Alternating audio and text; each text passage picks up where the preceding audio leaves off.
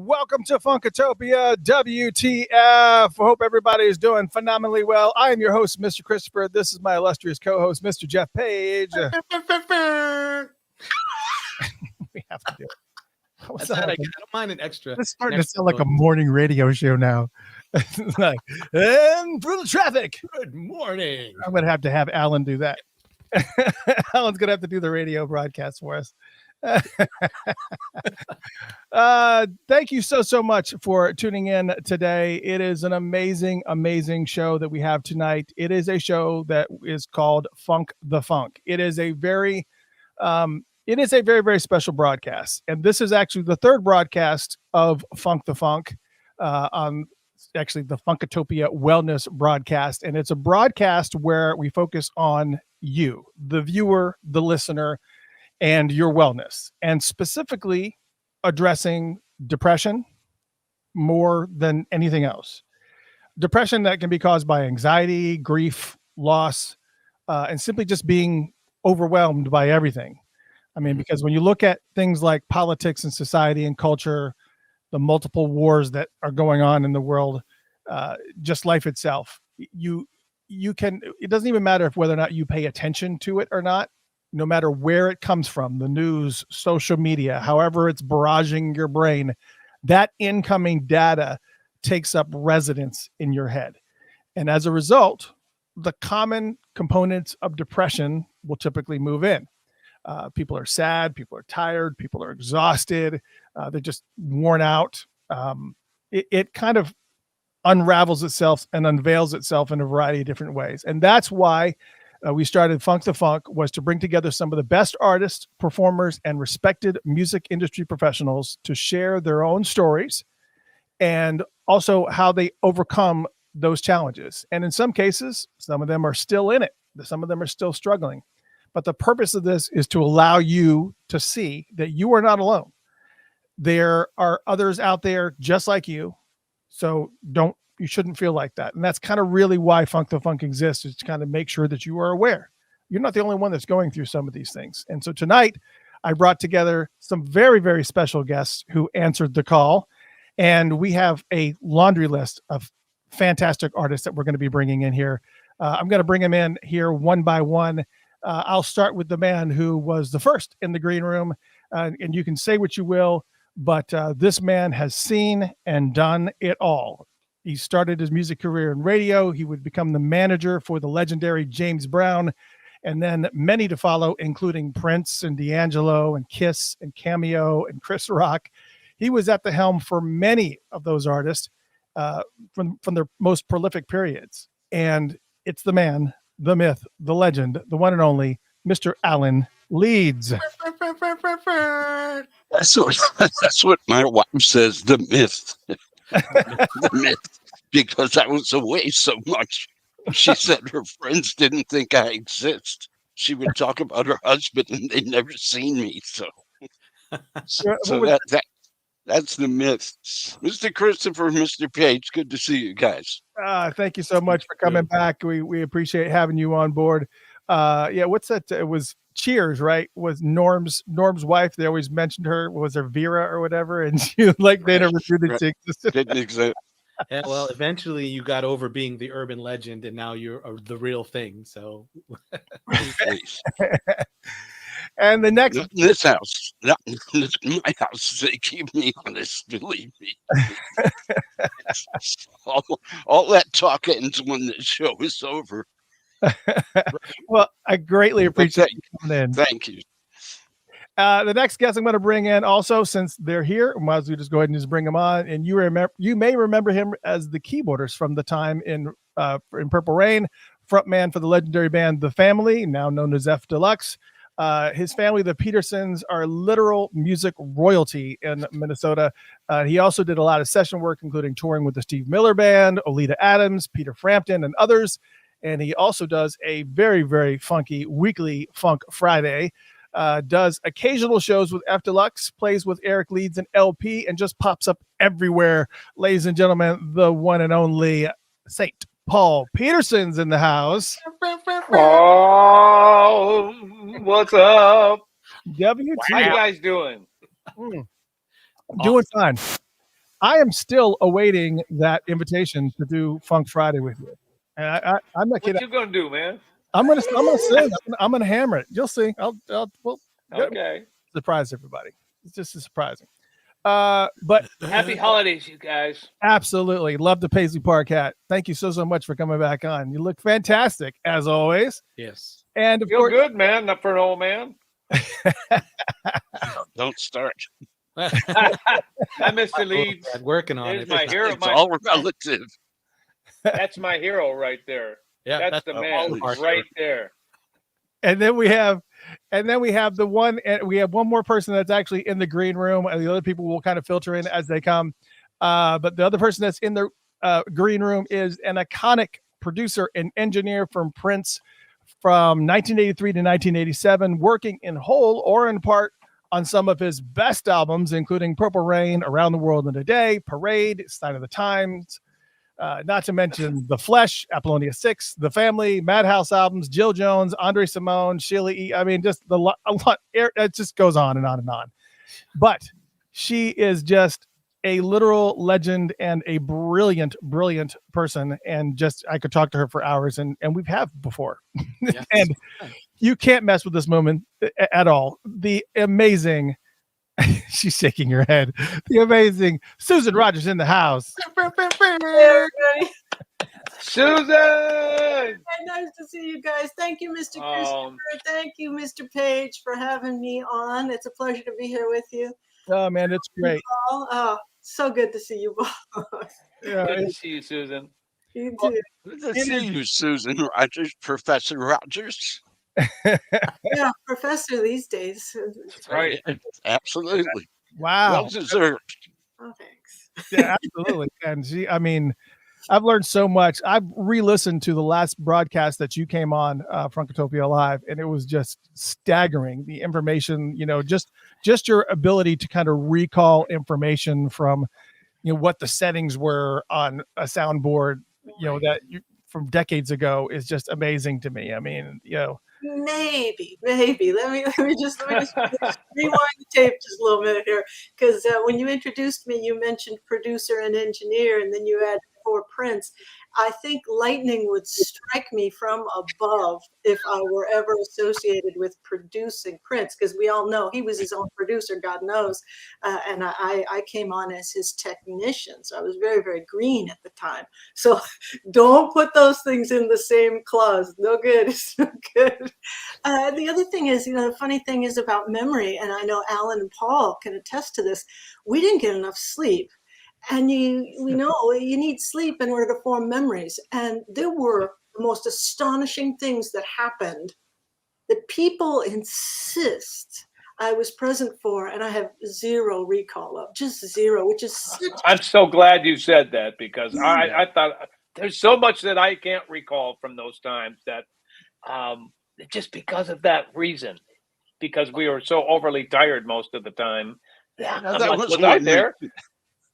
That was the reason we'll talk to. Speaking Quiet. only for myself.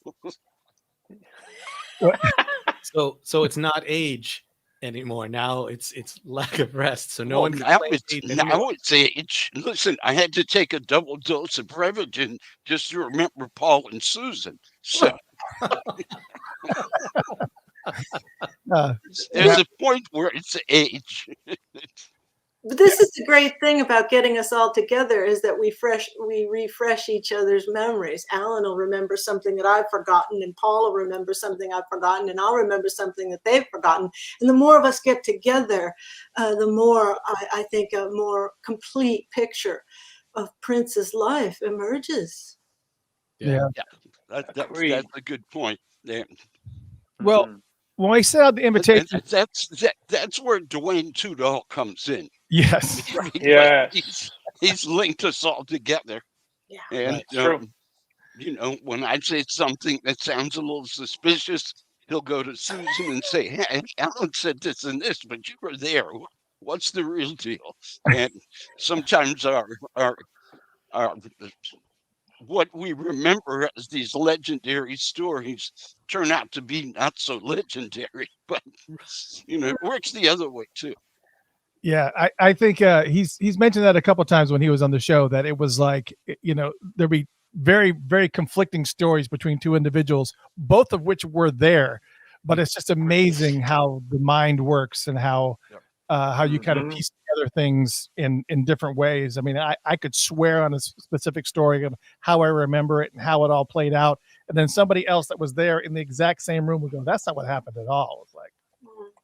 I Well, mean, along those lines, in my James Brown days, I was young and I was so excited to be out there in this milieu that I wrote everything down. I took Mhm. copious notes Smart. that are still in files in my basement. So when it comes to my James Brown years, I can recreate that stuff very accurately. But the Prince years, I never had time to write anything down. Yeah. It was like, so when it comes to the Prince years, which of course were more recent, my memory's really not that good. the And 80s. it all kind of runs together because we were just constantly, before an album could come out, he was making a new album. Right. Before one tour ended, he was rehearsing the next tour. So Mm. in hindsight, it all kind of comes together. His engineer, Dylan Dresdow, said something on a panel that always stuck with me. Dylan said, every day was so unusual that the things that you'd remember were kind of the everyday things. Like Dylan would remember watching TV, watching basketball with Prince, or having a ride in the car, or having a meal with Prince. And that's true for me as well. I remember some of those everyday garden variety things Hmm. stick out really profoundly, in part because every day with Prince, you're watching this man do something astonishing every day.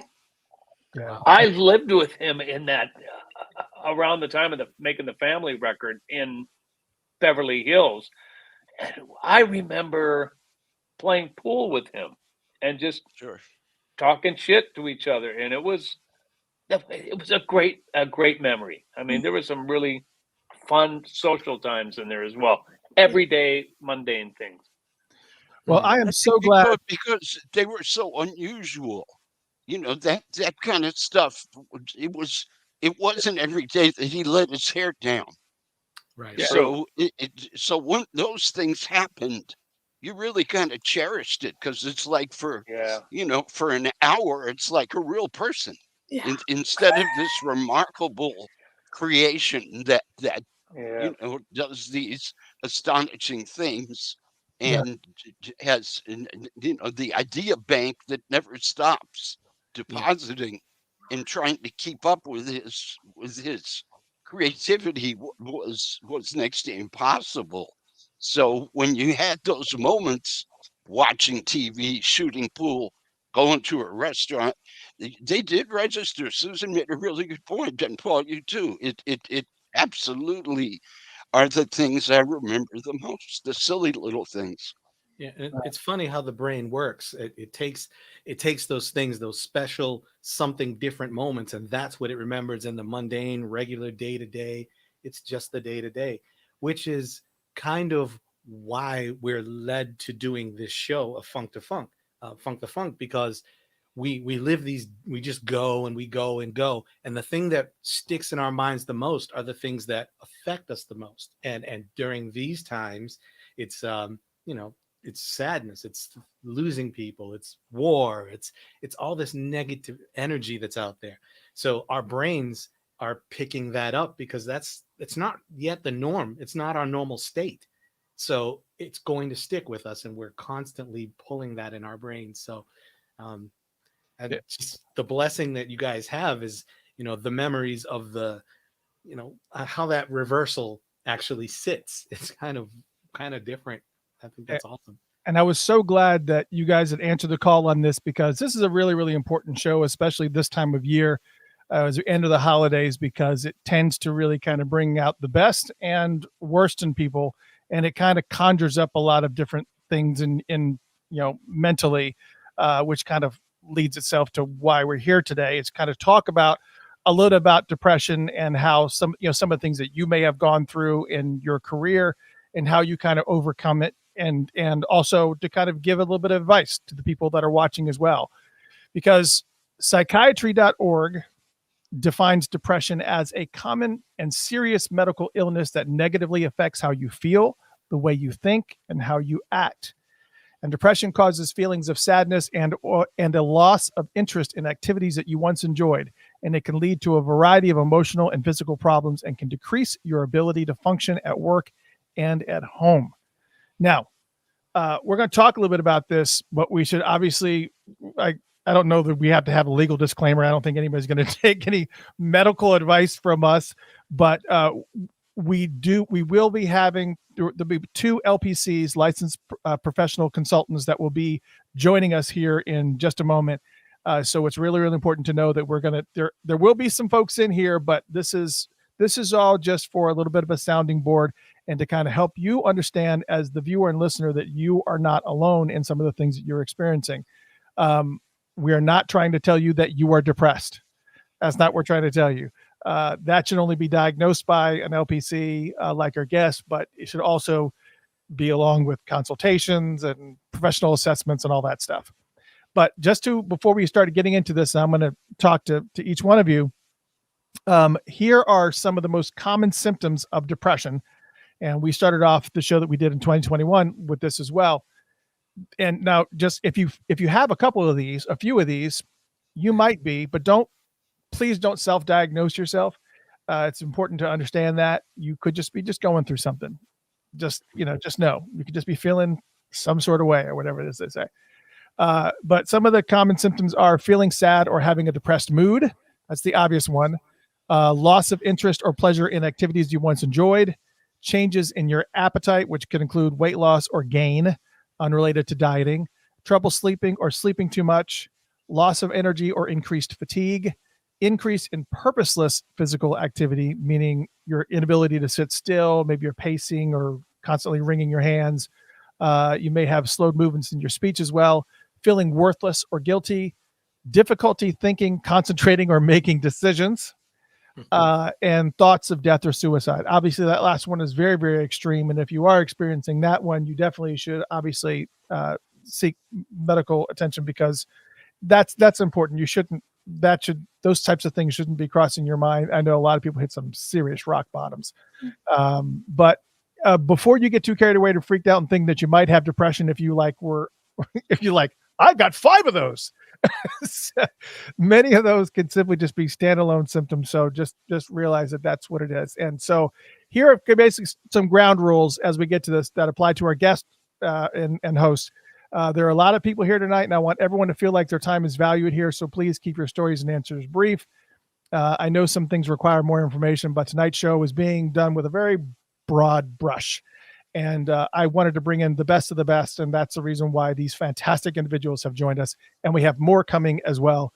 But we're going to be talking about a variety of topics as well. And do we have any LPCs in the house? Not yet. No, but no. Although we do not have an LPC, we do actually have another guest that just joined us. Though I guess I probably should go ahead and bring him in as well. He's played with artists including Shaka Khan, Joe Jonas in the Administration, Paul Westerberg, Corey Wong, Soul Asylum, and others. He became most well known for his work with Prince's New Power Generation, which began in 1989 and continued for many, many years. He's played drums on Prince's Diamonds and Pearls, The Gold Experience, Chaos and Disorder, Emancipation, 3121, Planet Earth, Lotus Flower, Cristobal, and others. Please welcome the one, the only Michael Bland into the house. Wow, I need to hire you, man. That was quite a cavalcade you ran out. Michael B. Hey, everybody. I was going to go into the discography, but I thought this way because you're a busy man. Well, yeah, I mean, but it's the holiday season, it's strange because I guess, I've been fortunate enough to be able to not have to go play the requisite holiday parties and, money ain't so tight that I gotta, go play the 3M, So I'm happy to be, ramping down actually right now. Hey, well, be glad we didn't give out your home address. We started to give that out too for everybody. Just so you know. Yeah, I'm gonna try. I'm actually gonna to switch up the format here too to make sure that we're always whoever's talking. I'm gonna bring him up so you can see because we do actually have one of our licensed professional consultants in the house. Jeff Page, do you want to introduce her? Yeah, why not? I will introduce her. Her name is Yoshiko Green, which we've told you about a few times. She's the CEO of Green Counseling and Consulting Services. She's a resident licensed mental health professional with a master's degree in clinical mental health counseling. So she was here with us in the past, and we want to welcome back the great, the wonderful Miss Yoshiko Green. Yoshiko, how are you? Hi there. How are y'all? Doing good. Doing good. Welcome. Yeah, we need to get a medical professional in here, licensed professional consultant in here before we start talking all this. With this group, we need it badly. I have no idea what. Who knows? I'm gonna take the logo down, Jeff, so you can actually be seen and whatnot. But all right, so man, we got a lot of fantastic folks in here. So I mean, let's go ahead and get to it. I'm going to start with. Let's see. I'm going to start with Alan since you were in the front row there, and the first one in the green room. And this is kind of from watching from outside because a lot of people experience, especially if you're in a big scenario or a star level scenario like Prince or James Brown, you've been front row for like some of the most prolific artists of our time, and many of which have experienced a lot of ups and downs. I mean, we as the watching and listening public, we only get bits of information or whatever happens to get leaked out or whatever. But when you're front row and you're with them for a regular, daily ongoing, and this goes the same for Susan and also Paul as well, that spent, really, a lot of quiet time with Prince. I would say that as a manager of these artists, what are some of the most telltale signs that you've seen that somebody is struggling, like if you like with something that was going on with Prince in any particular time, or whether it was James Brown or whoever, where you can see them kind of unraveling a little bit? And hopefully you can give us some examples of kind of, maybe watching elements of depression actually take hold to some of these artists and what you can do as a manager to help your artist. And the reason why I'm asking that question is, and that seems like a weird question, is that if you're somebody on the outside looking in and you're witnessing somebody who is going through it and that may be showing signs of depression, what are some of the things that you can do to kind of step in to kind of manage some of that? Well, I think, first of all, ironically, James Brown and Prince are probably not the best examples because they were very similar in the sense that they were very protective of revealing their inner thoughts.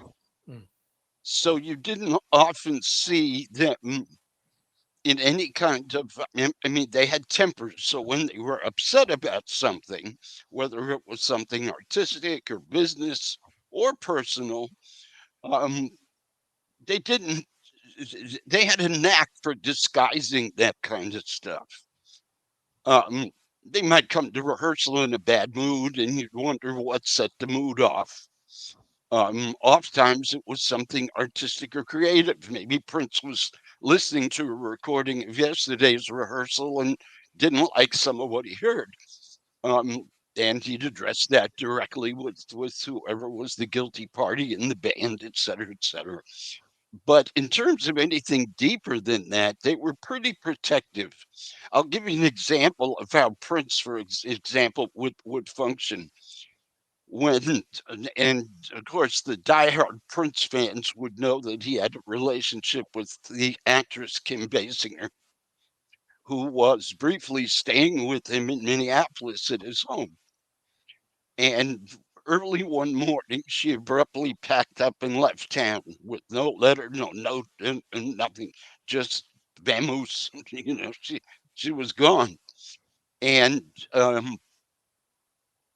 it doesn't matter what broke up the relationship, that's irrelevant. But everybody kind of knew what had happened. And that day he came in my office as he usually would, just to check in for the day and discuss whatever the day's business was. And as you would with anybody that you cared about in a situation like that, I mean, if your wife left you, your girlfriend left you, and felt, man to man, you're going to say, hey, man, you okay? Just kind of try to give him a verbal hug, whatever the party called for.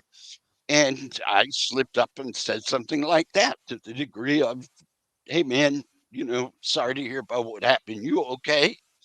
And he looked at me with that really smart ass smirk on his face that I'm sure Susan and Paul and Michael remember very, very well. And he said, how would you feel? And turned around and walked out. So that's how much sympathy he was interested in getting. Exactly, crickets. But in terms of your real question, and I will try to keep this brief because as Christopher and Jeff know, I can rattle off forever. So feel free to stop me. When I managed D'Angelo for the better part of the 2000s, from the Voodoo record up until after Black Messiah, the last touring behind Black Messiah, was probably the most frustrating period of my professional life. And there was a point where I had to reckon with the fact that he was not going to be the artist that I thought he should be. Here's a guy who is enormously gifted, more gifted than even his most avid fans realize. I mean, we're talking Prince level gift here in terms of his musicality and ability to sing and play and create ideas and lead a band and perform the whole nine. It's the whole package. And when I first came into D'Angelo camp, it was like, pinch me. This is like the next one. This is the real thing. This is a James Brown. This is a Prince. This is for neo soul what they had been for their generations. And of course, famously after Voodoo, no record. Years went by, no record. And we'd occasionally tour and do this and that. And I would bring him offers for very lucrative situations, either in the studio or on the road. And 99 times out of 100, he would pass. And it was enormously frustrating. Was frustrating from a selfish standpoint because as a manager, a percentage of nothing is nothing. If there's no income, Right. it becomes a challenge to keep the lights on. But set that aside, my frustration was knowing the gift of this guy and the ability to, most importantly, to move an audience and to bring people the kind of joy and emotional satisfaction that I had seen Prince bring and James Brown bring and George Clinton bring, et cetera, and to recognize that in the evolution of this art form, this was the next guy. He was supposed to be the next chapter in the book. And the fact that he was reluctant to embrace that role was incredibly frustrating until I reached a point, and I can't honestly answer what the turning point was. But one day I just woke up and said, okay, forget what your expectations are and manage who he is. And just accept that whether you like it or not, whether you think it's best for him or not, keep giving the best advice you can give, but accept him for who he is. And Yeah. from that point on, that was good. And when Black Messiah finally dropped, it was great.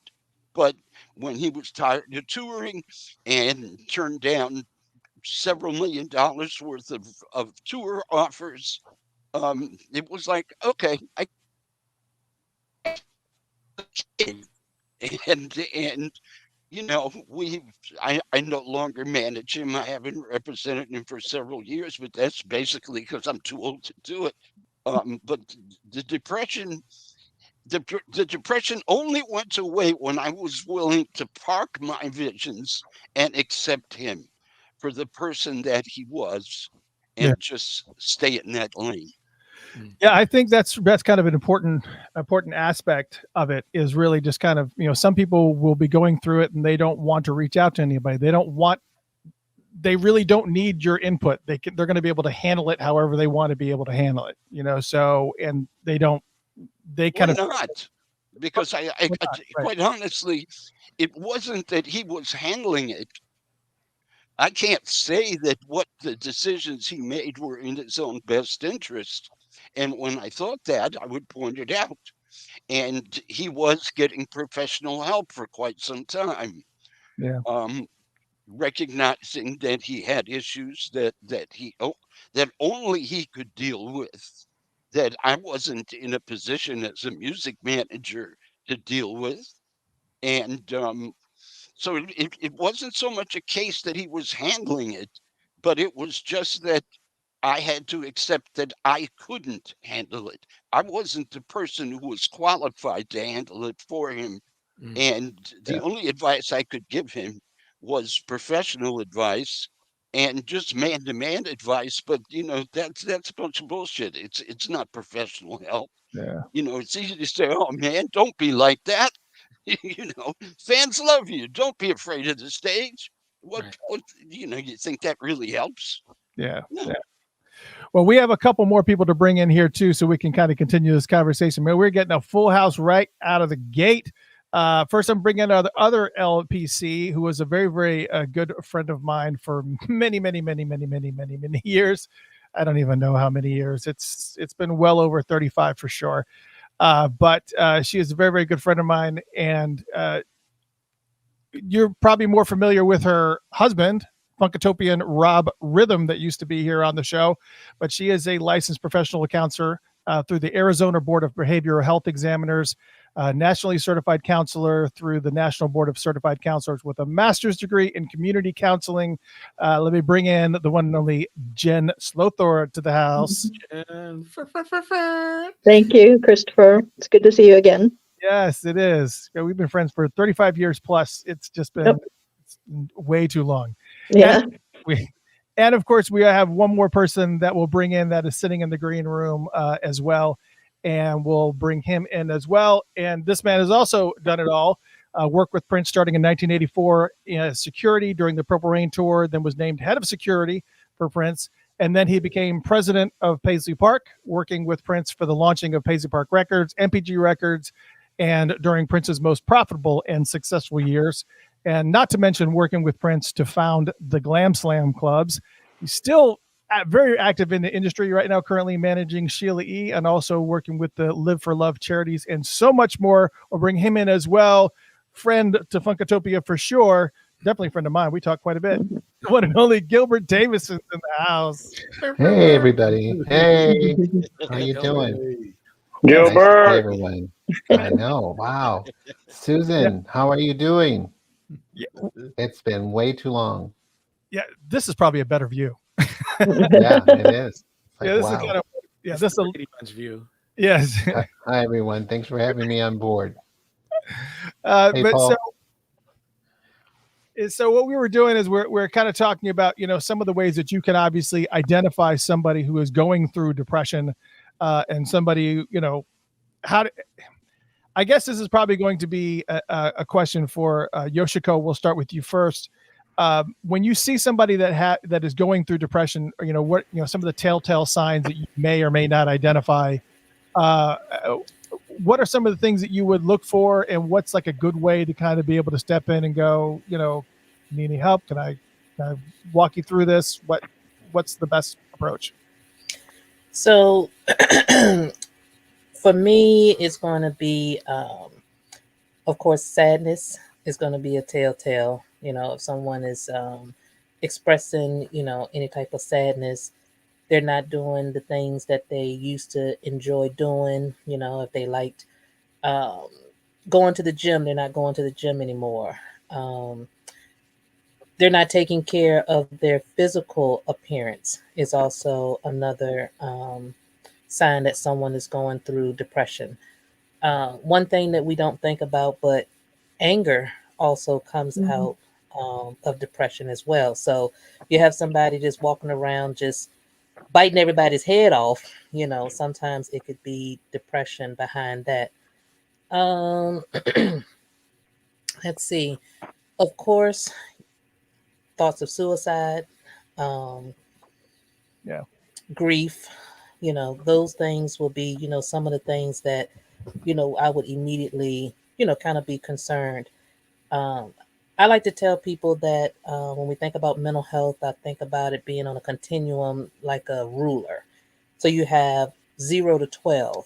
So you have some people who they may be going through depression, whether it's chronic. That's the one that typically that people are in therapy on medication and maybe, you know, receiving other type of, you know, mental health services. And then you have people who it may be more situational. I would say that those may be like your 0, 1, and 2. They might be in the bed today, but they're going to get up and they're going to shower tomorrow type of situation. Um, when you think about depression, I think that we all go through moments of depression, but it's a matter of how you deal with it. So the people who are not dealing with the depression, those are the ones that, you know, I'm definitely trying to get them, you know, assess, consider therapy. Um, at some point, maybe, you know, to be evaluated for medication if it's to that point where you're just not functioning. Yeah.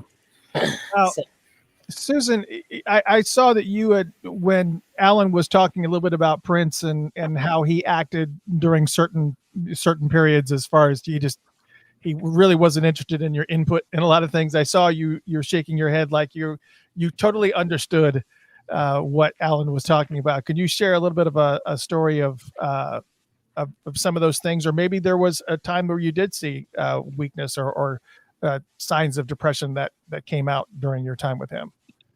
Yeah, I agree with Alan that Prince and the music stars who have long careers have this psychic shield in front of them, and they're in touch with their emotions. And yet, in the case of Prince and James Brown and others, that's kind of their currency. Like they can use those emotions to create music, so they will mind it very carefully and not just spill it the way most of us would. The funny thing about Prince was I saw him in the studio. I didn't see him outside of the studio hardly at all. So I saw him when he was working, but I could tell those days when he was feeling pretty down because he was quiet anyway.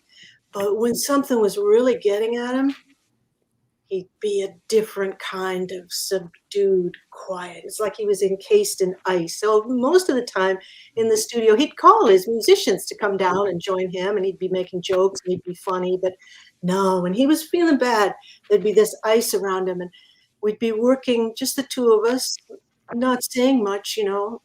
And then it was kind of poignant because after the song turned a corner and he knew what the record was, that's when that ice would kind of melt a little bit. He would have worked it out. And then he'd say something like, you know, Susan, people are, he'd say, you know, you can't believe, but some people will. And you could tell that this was on his mind. He was stewing on it. He had finally, by creating, he had finally kind of let it work itself through the system. And now he was ready to pontificate and say, here is what I think about this situation. You could always kind of, it was habitual. I could watch it happen, and it didn't happen often, but I knew what the pattern was when he was feeling a little down. He usually worked his way out of it. Yeah. At least in the studio. I don't know about elsewhere, but in the studio, yeah.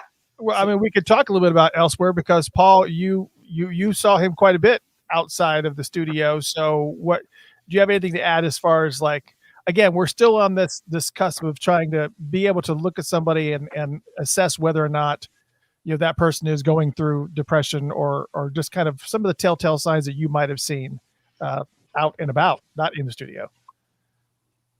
Well, I wouldn't say I was as close to Prince to be able to diagnose, or not diagnose, but notice things like that. There was a hierarchy in our relationship because you got to remember something. I was a child when I was there.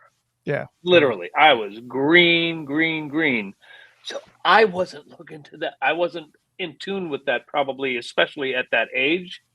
I was more in tune with, my own feelings and my own inadequate, uh, uh, my And own my own things that were going on in my life, and that I was dealing with. I certainly wasn't in tune with things that he was dealing with, because to make a gigantic jump from being a guy who plays at the Steak and Ale 6 nights a week in high school to playing with Morristy and the Time and Purple Rain is an astronomical jump, and there are things that happen to a person when that happens. So I guess that I can't really comment on anything dealing with him necessarily, but I could certainly comment on what was going on in my head. Yeah, and that brings up a good point, because we won't go through music history and retell stories about some of the frustration and things that you experienced yourself. I mean, not just thinking about yourself after you decided to walk away from the family to kind of pursue your own solo career.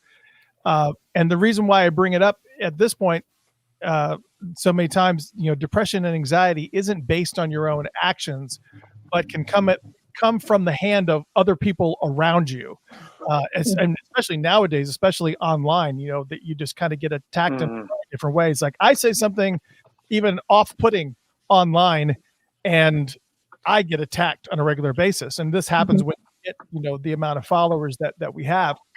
But people dish it out pretty regularly and can take you down some very dark paths. So looking at that experience, going back to that time with the family and the Punk of the Month stuff and all that, is that an example of where people have unloaded on you and you're just kind of like, what kind of did that put you into a spiral at all? As far as your doubts, and you were mentioning that you kind of felt like you were at a lot of inadequacies at that time. Yes, when you leave a situation like that under I don't think I had the best advice at that point in time in my life either, to be quite frank. And we're kids, yeah. There are things that could have been done differently that 30 years or 40 years removed at that, and Prince and I had this conversation. Things could have happened differently, but they didn't. So back in those days, there was a lot of destruction that happened around those decisions, whether it be a lawsuit for millions of dollars coming from Prince, pressure that I actually had to perform and do what I said I could do, which is make a record by myself, and perform to the level of what MCA Records wanted me to do. Being 20 or 21 years old or something like that freaked me out. So I don't know. It was intimidating. I think the way I dealt with it which is I've been totally open about in my career, is I self-medicated. Right. And I'll be sober 25 years coming up, but that's one way that I dealt with all the things that were going on in my life. I just didn't deal with it. I just went, hey, let's have a cocktail. That was my way of dealing with things. But and I've seen that with other musicians. I've seen that with other friends, and I see it, and I'm like, oh boy, been there, done that. But thank God, but I've come through that, and hopefully I've been a positive influence, especially with the things that I do now. With a little salt and pepper on my head here, being able to be a positive influence and bring some levity through music and healing through music. That's what is most important for me now.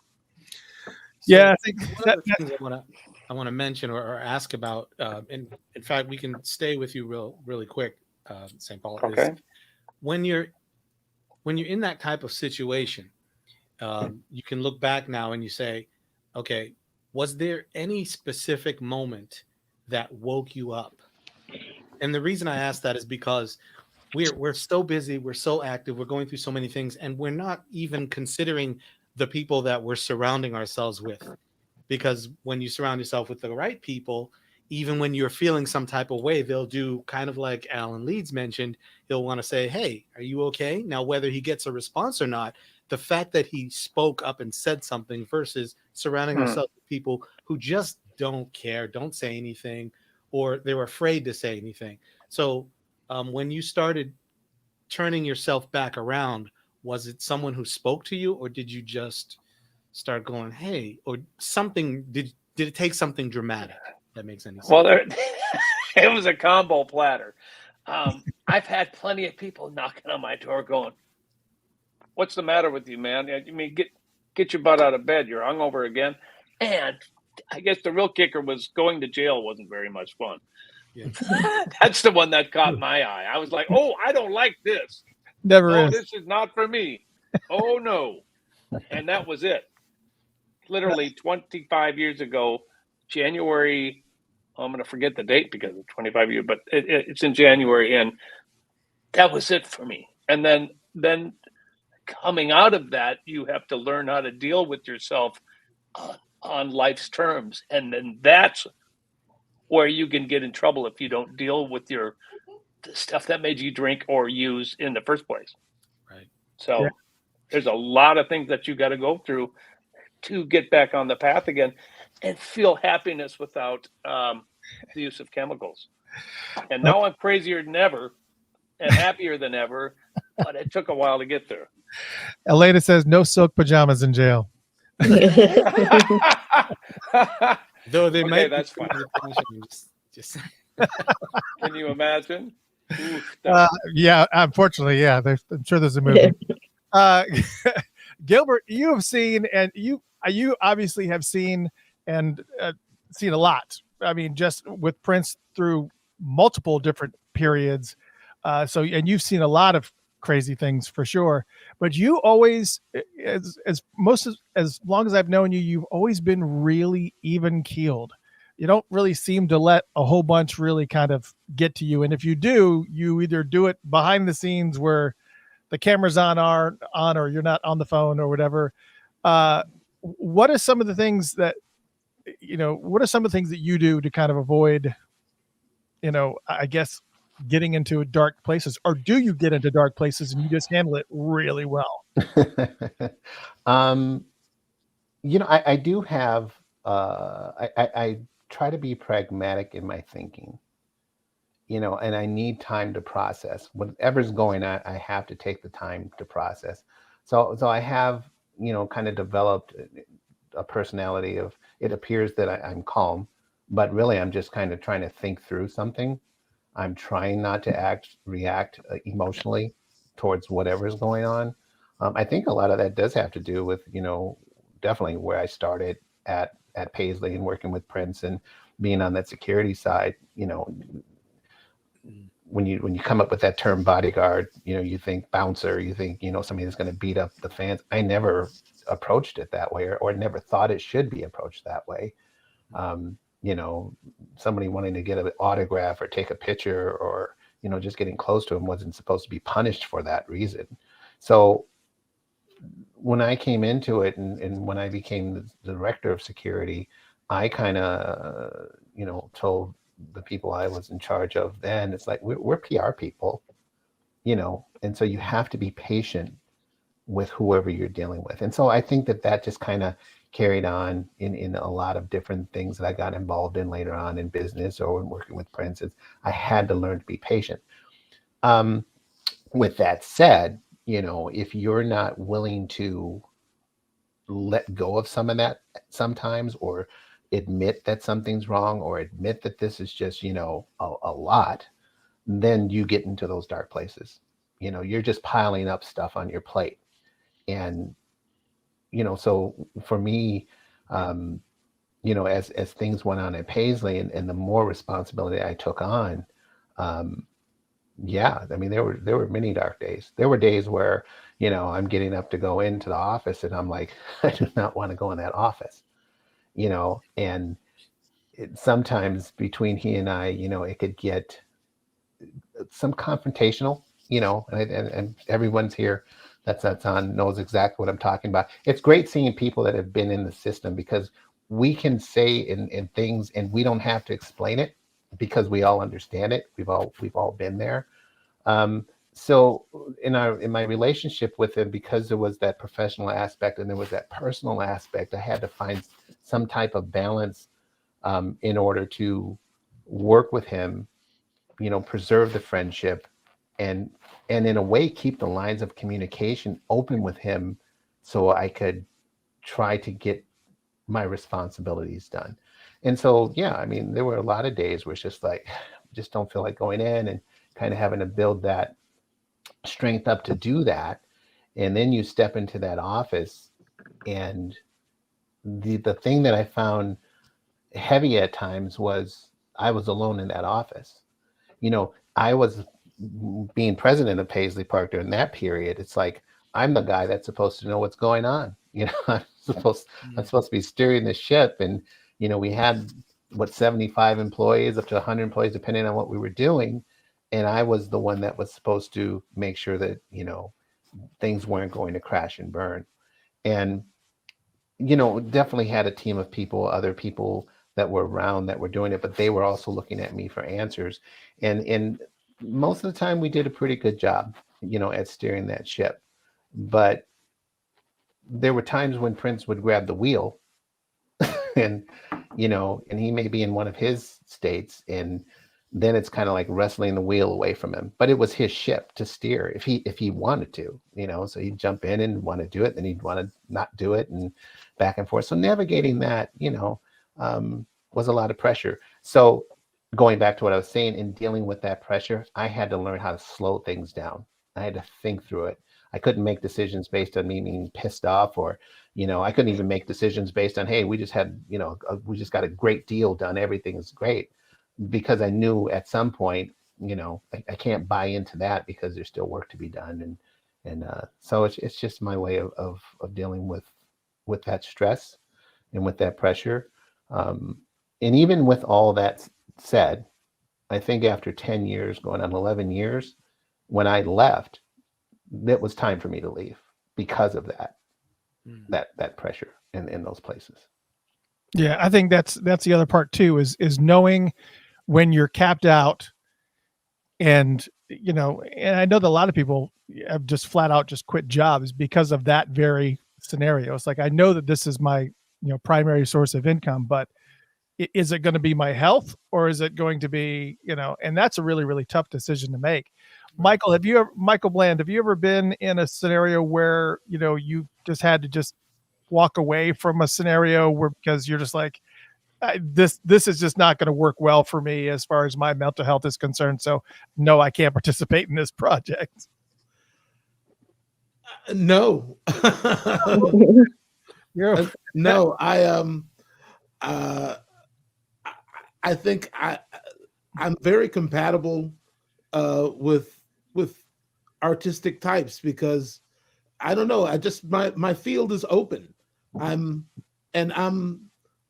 I'm finding is that I'm unusually accepting of people as they present themselves. So I don't really I kind of have this sort of relative viewpoint about it. It's like every single one of them is, eccentric in their own sort of way. And I think what makes me a good sideman sausage is that I don't interfere. I don't. I guess I always think if a situation gets too heavy, I can leave.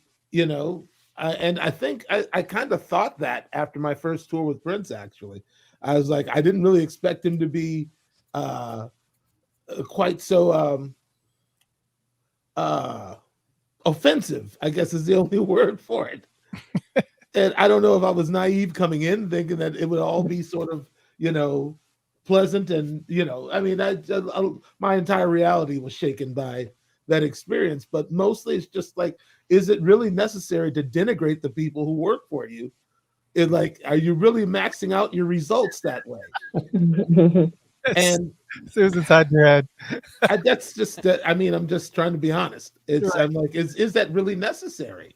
Like by the virtue of the fact that I'm here, isn't that enough to say that I'm trying my utmost, to fulfill whatever the role is? So, I guess I had the type of dad who always said, you have options. My dad sort of just instilled that in me. Like, you don't have to do any of it. Really, you got to do something, but you don't have to do that. And it's funny because I was thinking about this the other day. I was at the Fine Line Music Cafe thinking about, somebody told me Stevie Wonder was starting to like audition members for a new band. And I was like, I'm going to LA. I'm tired of Prince yelling at me like this. I'm going to see what it's like to get out there and really, stretch my legs. And I ran into Bobby Z of all people. And he's the one who convinced me to just put away all that nonsense, take my medicine, and, you have the ride of your life because it'll all be worth it. Yeah. So, I guess on the tougher days, I'd think to myself, I could just walk out, but you get used to being a big fish in a small pond, and all the pleasantries that come with being able to sleep in your own bed at night, and seeing your friends on a regular basis, and just Minneapolis is such a creative place to be. Generally, it was and it is that I could never have as much to do in Los Angeles. Not really.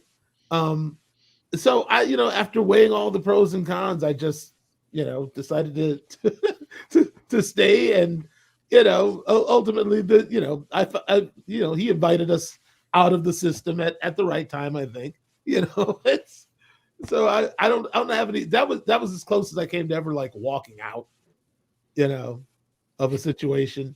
I mean, my very first, I was 19 when I joined Prince's band. So, much like Paul, I just was like, whatever everybody else did, I just went along with it. Just, okay, if I saw Levi and Miko go over there, I went over there. Right. So it took me that first year and a half or so to figure out, like, wow, like I know that I'm doing better and performing better and making less mistakes, and like maybe I can really make a go of this somewhere out in the real world. And it's as we all know, once you get into the real world, it's a myriad of other problems.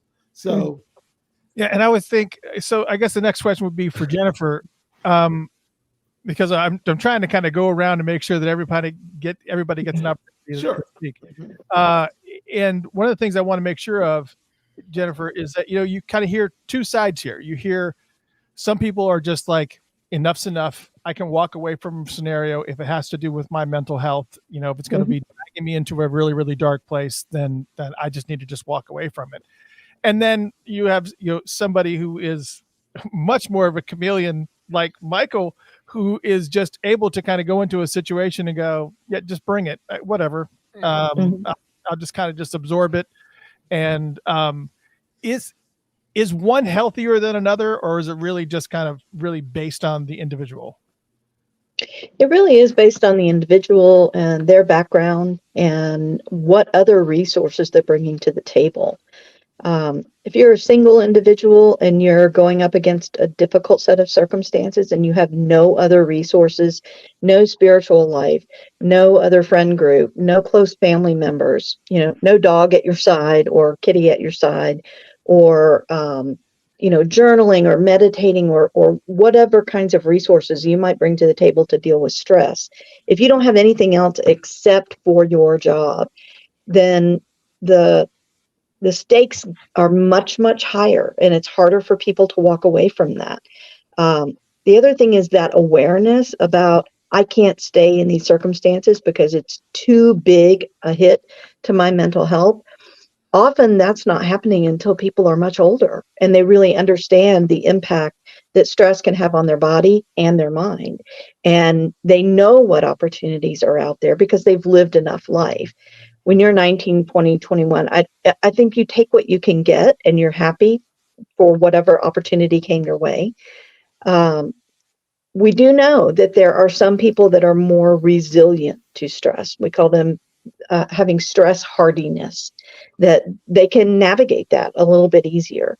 And there are some people that very few stressors can take them down in a heartbeat. and it's genetic. It's not anything other than that. And Is it- sometimes you get dealt the raw end of the stick. Is it really genetic? I mean, is there something that we can do that a person can do to actually, I mean, obviously besides, consciously going, okay, I'm not going to get upset about this. I'm going to be cool. I'm going to keep it together, but is there really a genetic component to this where you can, one person can, absorb a lot more abuse than another? Yeah, there really is. It's a longitudinal study that came out of Australia back in 2000. And they found that there really are two different groups of people. Now, that being said, if you're in that group that is less resilient, it's like having a propensity for hypertension or diabetes or you can set a lifestyle that reduces that predisposition or a lifestyle that enhances that predisposition. It's your choice about how you manage that. If you know depression, mental health issues run in your family, you can take steps to set up a life that's going to allow you to be more resilient. Or you can ignore all of that and go, oh, it won't happen to me. I'll be different. I'll be different than everybody else. And you're going to fall down that rabbit hole really quick. Yeah. And I guess the problem comes in where, and this is where people do not necessarily talk about having issues, because then you don't know that your family or certain people around you are in the situation. You just think it's the norm. So I guess I can see that point. And on that topic, and then I think we can probably move on to, other topics like loss and other things. But I want to ask one more question. It's on that same side of being overwhelmed and these kind of things. And it's actually directed to Dr. Susan Rogers, because the last time you were on the show, a little while back, you mentioned that there were a couple of instances while working with Prince where you were pushed to the edge and you had to walk out and take a minute, like, ugh. And many people experience that feeling of being overwhelmed in most of their everyday life. So can you give us an example of being overwhelmed like that, or maybe what you typically do to get back on track when you've figured out that that's what's going on with you in the moment? Well, thanks for the question. Like some of these guys, I was also young when I was with Prince, not as young as Gilbert or Paul or Wendy, but I was young. So I was less experienced than I am now at dealing with a stressful situation. When Prince would sometimes be in a bad mood, all you guys who've worked for him know this, he could sometimes get really teasing, like pointed teasing. And sometimes he would single me out in the studio, and I would be the one that he would be pointing his weapon at that day. And it would just be joke after joke after joke at my expense. And I'd be trying to work, and there'd be other people there, and he would be just stinging me repeatedly. And I would have to leave the room, and I'd have to go, oh, calm down, get back in there. I did think about it, like Gilbert was talking about, you figure out a coping mechanism. And I realized this guy's a kid. He's 25 years old, 26 years old. He has employees. He's a multimillionaire. No one in his life has ever prepared him for where he finds himself in his life right now. What support system does he have? All the people who surround him are people he gives a paycheck to. Where's that kid's pressure valve? Where is his tension going to go? And I would tell myself that on some level, I was probably serving some kind of a useful function. If he needs to do target practice on me, I can take it. I know it's not personal. I know I'm here for a reason. I know I'm good at my gig. And I know it'll blow over tomorrow. And I also know that he would show some contrition for that. It may be a few days, it may be a week, but he'd find a way to let me know that he was sorry. So you kind of do the mental math and you kind of figure out the cost benefit ratio. What is this costing me and what am I getting from it? I think all of you will agree that working for Prince, you're getting such a high benefit that you end up with a lot for the rewards of being with that guy. Yeah, I can absolutely see that. Mhm. So, kind of want to do like a little bit of a round robin, starting with Alan, because I really want to talk about. For those who are just joining us, this is a special Funkatopia wellness broadcast called Funk the Funk. This is the third one that we've done, where we kind of talk about depression, really specifically around this time of year. First time we did it was kind of on the tail end of COVID and the pandemic, and just people were just a mess. I think everybody was. I don't think anybody came out unscathed from that. It just created scenarios that we had not really experienced in our lifetimes. Well, some of us. So, and we have amazing guests here as well. We have the incredible Gilbert Davison. We have Alan Leeds, Michael Bland, Dr. Susan Rogers, St. Paul Peterson, and of course myself. We actually got a couple other guests that are going to be joining us as well. But plus, we also have two licensed professional consultants on hand, Jennifer Slothor and Yoshiko Green. And so, starting with you, Alan, can you? I really want to make sure that if there's anybody out there that is suffering from depression, or just kind of feeling worthless, or kind of feeling some sort of way this holiday season, can you kind of reflect on a really dark period of your life, and maybe how you overcame it, and maybe ways to approach how you approach that particular dark period in your life to kind of get to the other side? Well, I guess I'm very blessed because I'm hard pressed to think of any specific period that was super dark. Every time I was on the verge of going into a dark period, either back in the day because of unemployment, before I went to work for Prince, I was freelancing, which means you spend a lot of time at home looking at your bills and waiting for the phone to ring in between jobs. But every time things got on the edge of disaster, the phone would ring. So I really consider myself very blessed in that sense. Hmm. But I was around depression, and sometimes you absorb it just because you care about the people that you see in I'll use the word suffering for lack of a better word. I mean, Susan could add to this because what she was saying about Prince is important because, first of all, being a celebrity, particularly on his level, that's not an easy gig.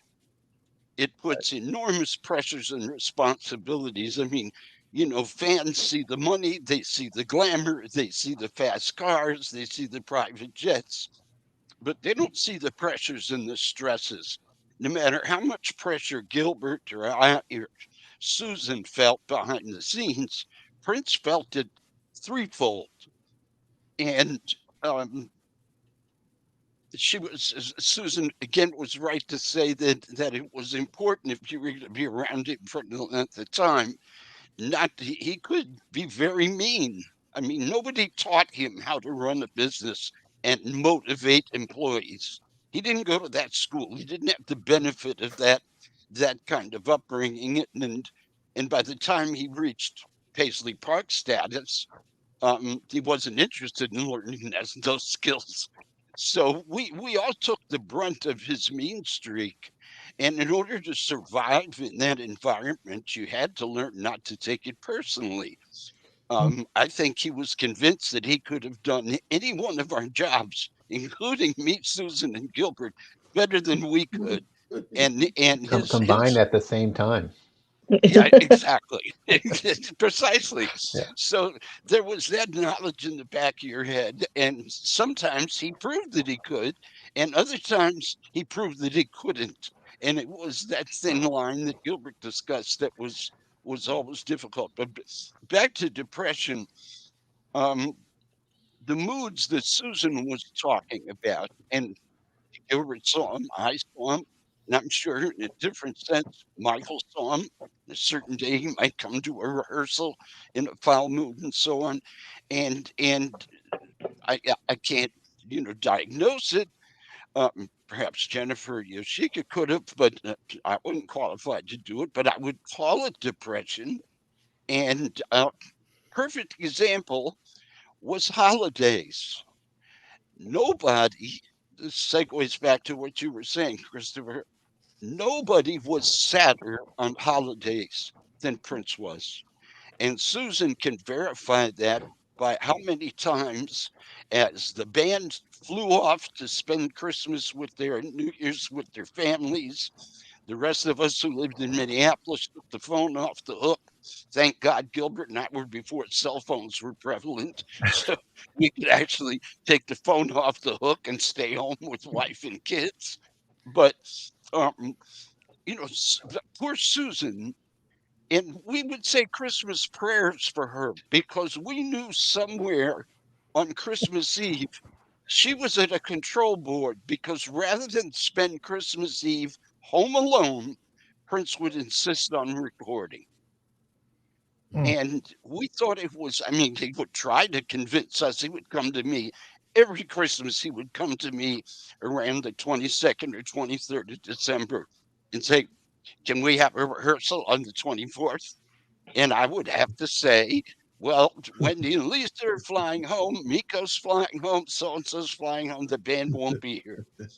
Well, do they have to? And then there would be this discussion where he would try to convince me how to convince them to stay and rehearse, usually with no purpose at all other than to give him something to do on the holidays. And it was mean, and it was thoughtless. Susan has a family. She wasn't from Minneapolis, but she was the one who got stuck. And she should really take the story from there, because she's got a couple of good ones. Yeah, but again, this is my favorite artist in the world. So family was there before, they're going to be there after. I get to spend another day with my favorite artist in the world. As he's recording, there weren't a lot of complaints. There really weren't. Well, he knew that about you. That was the magic of the relationship.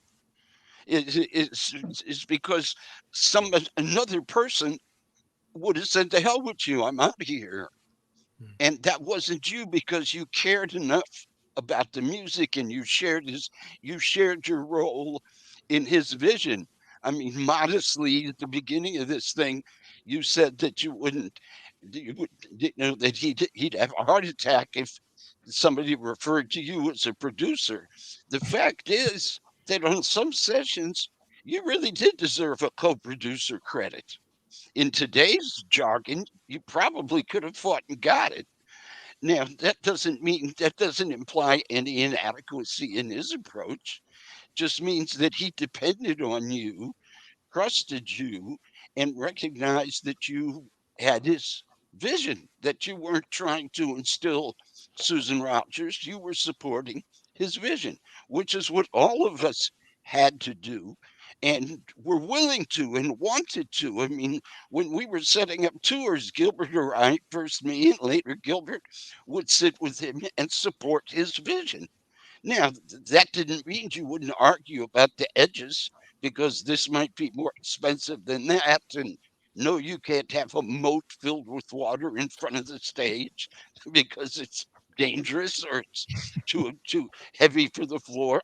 There were, things you had to argue about, but you had to pick your fights, because you didn't want him to think you didn't support the vision, because at the end of the day, that was your gig. We're not the artist. Yeah. Paul, and before we also go further too, I also realize that some of you, have other commitments too. So if you got to jump, that's fine. Just raise your hand. Let me know. Yeah.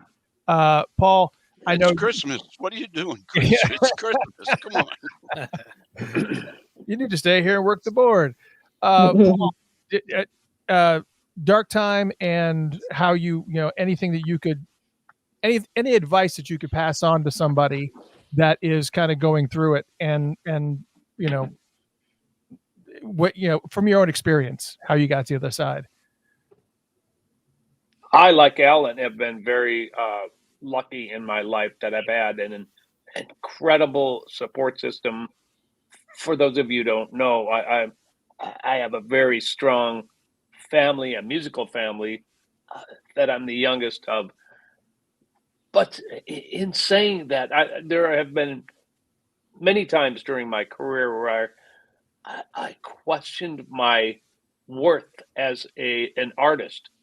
I think every artist goes through this and goes, "What the hell am I doing? Am I wasting my time? Is this worth the struggle?" Because as Jelly Bean would say, the struggle is real, baby bro. And it's true. I mean, being an artist of whether it's a musical artist or a drawing artist, a photographer, whatever, it's difficult, and you need to just keep motivating yourself, self-motivating yourself, and believe in yourself. And I remember distinctly, especially after I lost my record deals, after I lost a publishing deal, after I was done with a tour, you kind of go, "What happened?" And the major thing is that you just keep doing what you're doing. You put one foot in front of the other, and the other thing that I haven't that is important to me and has always helped me climb out of those situations is my faith. And that's something that's very important to me and has really helped me through those times. And also my support group with my family, my bride, my kids, whatever the case may be.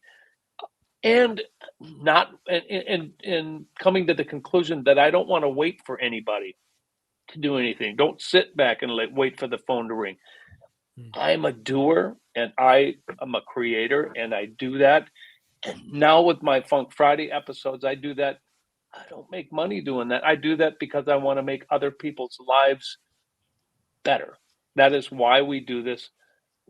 All the musicians, over 250 world-class musicians that have played, Michael's played on it. We do this just because we want to give some levity and give people a break from all the barrage of bad things that are coming at you on the internet. And do not forget the power, the healing power of music. I think it is the great uniter. It is the great healer. And I've just been so fortunate. And then I look around this square box here and I see some of my dear friends and some of my friends that I haven't had the opportunity to spend time with. And I look at each one of you in the eye and I say, thank you. And I'm so grateful for everything that we've gotten to accomplish together. And I live in that state of being grateful, and that helps me. I'll have to second that as far as looking around the room, because every single one of you individuals that is here, you have contributed to some of the best moments of my life musically. Jennifer, you and I have been friends for well over 35 years. Yoshiko, I know we just met, but some of the information and everything that you've, shared with us from last broadcast and even this one has really, made an impact on me as well. I mean, I can go around the room and identify really positive things that you have contributed to my life through management, through music, through supporting the artists and getting us it's just amazing. So yeah, I think that we all definitely should definitely reflect on those types of things as far as, what somebody can do to kind of help bring you up out of the darkness, because Paul's right. Faith and family is extremely important. And I guess this would be a question for maybe Yoshiko. What are some suggestions that you would have for somebody who's really in a dark place right now, as far as, taking it to the next level and just kind of being able to pull yourself out of the mud?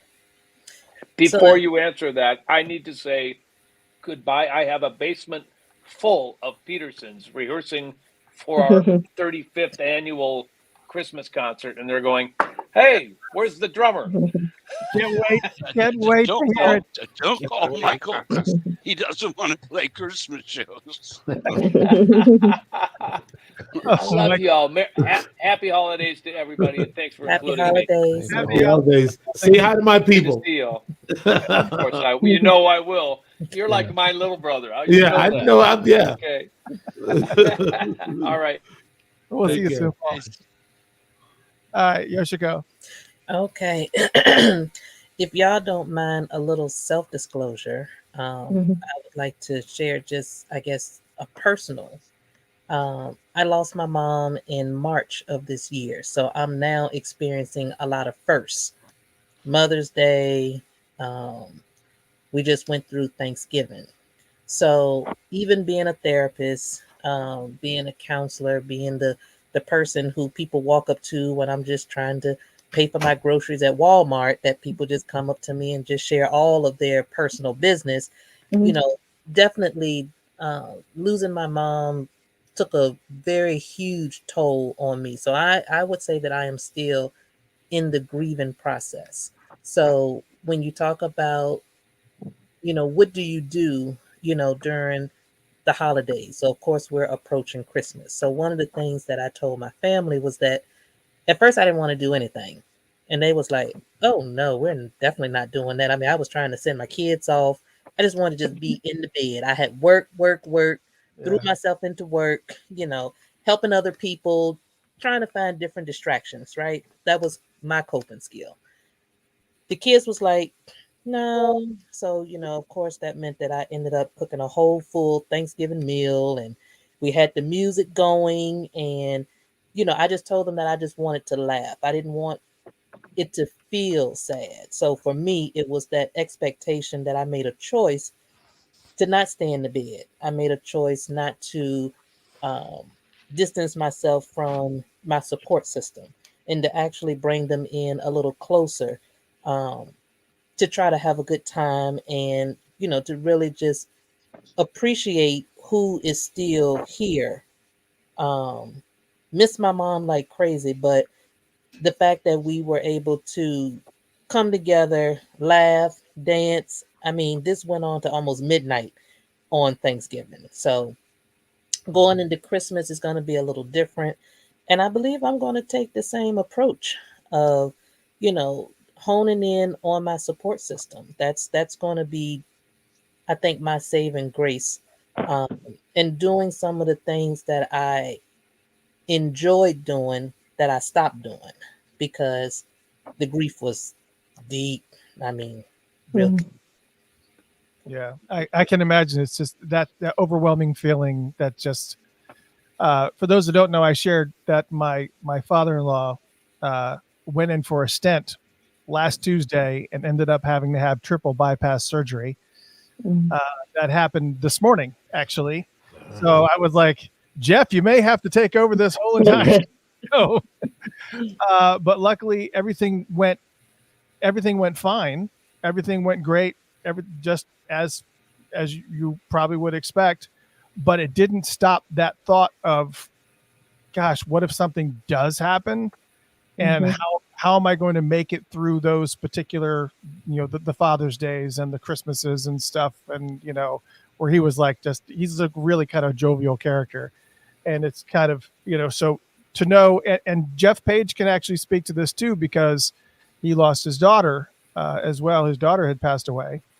And so there are moments that I know that he goes through. I know there's moments that he goes through as well. That's just kind of, you know, how do I make it through this next holiday that's going to, you know, tap on her memory. And it's just, it's gotta be a really, really rough struggle. And I know that, you know, while we have examples here of things that, you know, we've gone through, there's people out there that for all intents and purposes don't even have a support group. So it's like, you know, who do I turn to? You know, I don't, those types of scenarios are really difficult, and there's no real solid answer because there's got to be somewhere that they can turn, you know, whether it be, you know, a church or some type of thing. Yes, Susan, sorry. Yes, I wanted to ask Yoshiko a question. During the holidays, does it help for your support system to ask you questions or to talk about the loved one who is gone, or is it better to not talk about? My sweetheart is visiting me this Christmas, and he lost his dad last January. I don't know if it's better to encourage him to talk about it or not. I think that's probably going to be on a case by case situation. Me, you don't even have to ask. I'm going to tell you. I'm going to talk about mom. I still talk about mom almost like in present tense, I it's hard. I haven't gotten to the point where I feel as comfortable as speaking about her in past tense. It'll be a song on the radio or something, and will be like, oh yeah, mom liked that song, or mom, she definitely liked this, or that's something that mama, would do, or something along those lines. So for me, talking about it, I feel kind of helps keep her memories alive. Some people don't, some people really do not want to talk about it. I know that for myself, I kind of isolated myself from my support system for a while because talking to it just brought up so much emotion. So it's like the waterworks come, I'm finally at a point where I can speak about it and I'm not crying, even though I'm thinking about it probably real heavily for the rest of the day. So I don't know if you just kind of want to play it by ear and just kind of say, hey, how's things been going? How you been, dealing with, everything, and maybe just kind of see, what direction that the conversation go in, because, if he starts opening up and talking about it, that's great, because you can be there and be that support. But if they kind of shy away from it, then you just kind of know to just kind of change the subject. And I also want to tell the people in the chat, I see, all of you in the chat. I appreciate, all of your kind words. I really do. I see the chat. I don't think that we've been acknowledging too much of the chat, but they've been really supportive and giving us some big ups. So thanks, guys. Yes, we have. I think normally we show them a lot more, but I think when you have this amount of guests, it ends up like making us like super. Yeah. So definitely we need to start, calling out some of these chats. And Gilbert, I know you have to go soon. What would you suggest? What would you suggest for somebody who's experiencing a little bit of, I'm not even sure how to even phrase the question anymore, because there's already been so much good information. But if you know that somebody is going through, a bout with depression, maybe doesn't have a support group or whatever, what are some positive things that you could, tell somebody that? I one of the things that I was told and I carry with me is everything's temporary.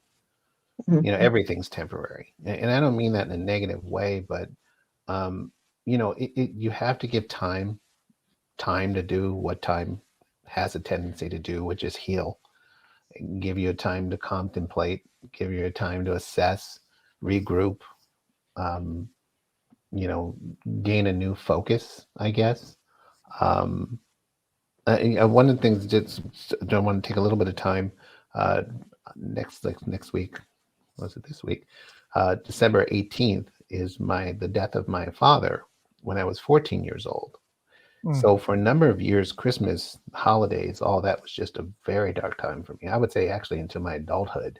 It's not something I wanted to celebrate or wanted to, I didn't feel like I should be happy during that time of year and the anniversary of my father's death. And it took time to figure out how to navigate that.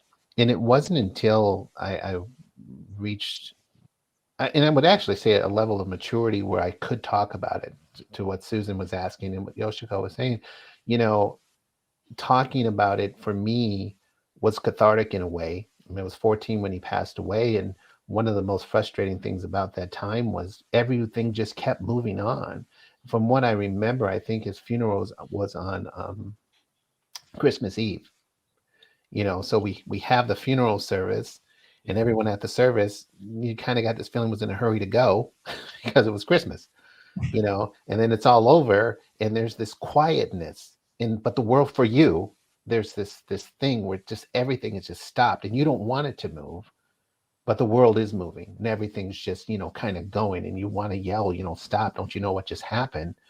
And, you know, it doesn't happen. At that age, I go back to school, and of course it's like, hey, what'd you get for Christmas? And it's like, oh, my father died. And, oh, you know, and everyone just kind of moves on, you know. And back then I think that having professionals like Yoshiko and Jennifer, it just wasn't really recognized. Probably as a kid, I should have went into therapy. Didn't get that, you know. So I learned how to suppress at that time. I learned how to kind of take a more defensive stand to my feelings and to myself, to my world. You know, my protector had been lost, and you know here I am. Paul was talking about family. You know, I had a great family. My siblings were great. I had 3 very stronger older brothers, and they definitely, you know, I think all 4 of us. There's 6 of us total, but the 4 of us kind of took up the slack of my father being gone, and we each played our own different role. And from that, I kind of learned this sense of needing to care for other people, needing to help other people, needing to defend other people. So I don't think it was a total accident that I ended up, you know, in the type of line of work that I did. You know, it was just taught, you know, at a very young age. So, you know, what I would tell people again, you know, is just give time. You do have to fight. You know, you do have, when you get knocked down, and you're going to get knocked down, just get back up. Give yourself time, but get back up. You know, if you're in that hole, stop digging. You know, just try to get out as best as you can. Find those little victories for yourself. You know, find those things that you can be kind to yourself.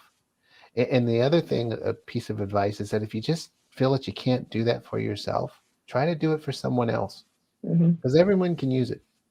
Everyone, whether it's a kind word, a hello, a smile, you know, a hug to someone that you know and that you're familiar with, that you think can use it.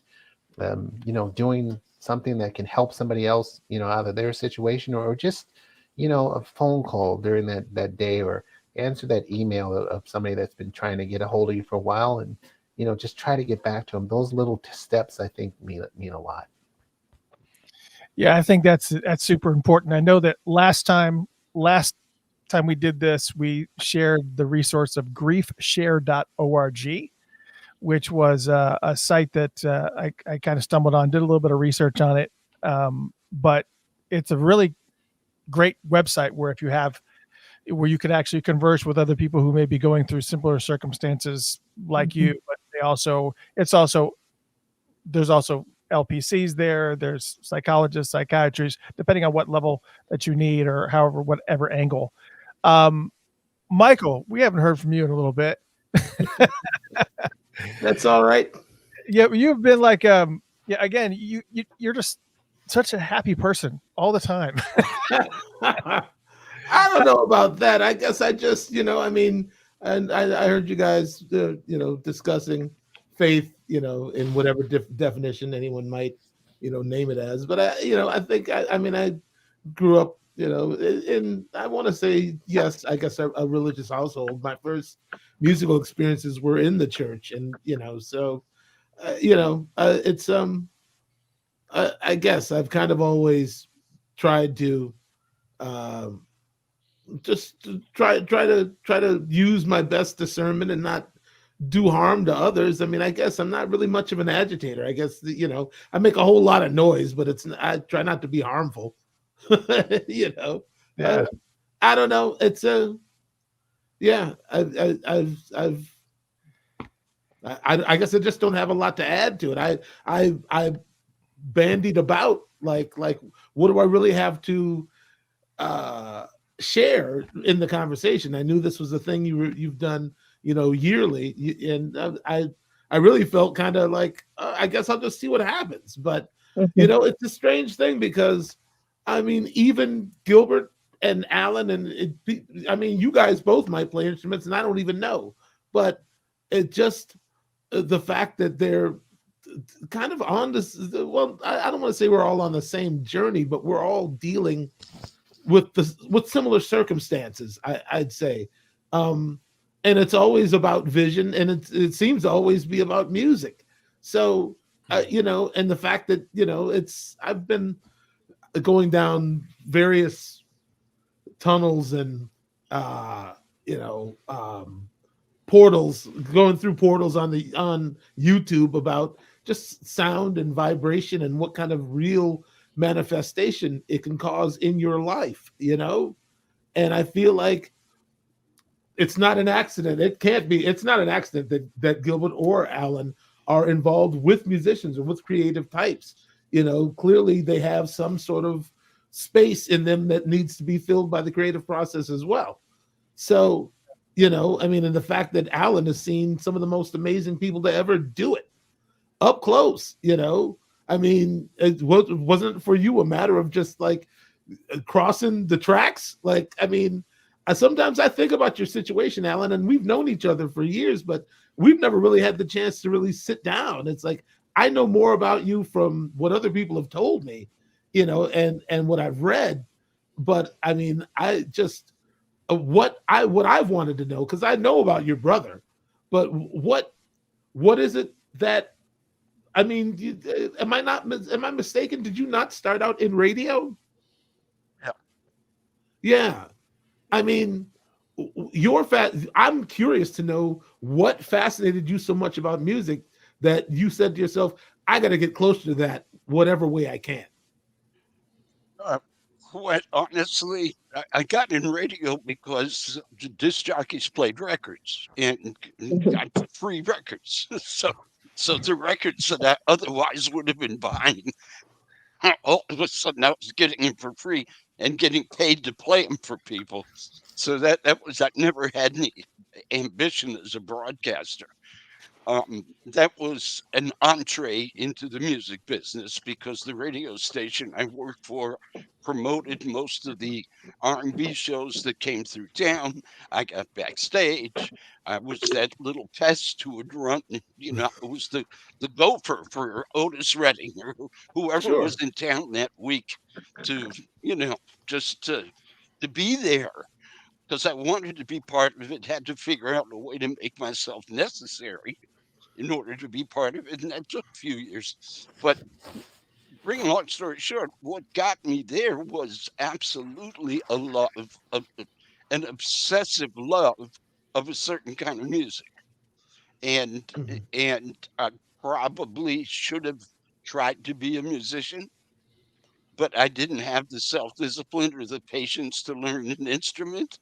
So it was like, I guess that doesn't speak well for my ambition, but it was like, I got to be part of this. It was like the idea of being on a tour bus, going from town to town, hearing this great music every night up close.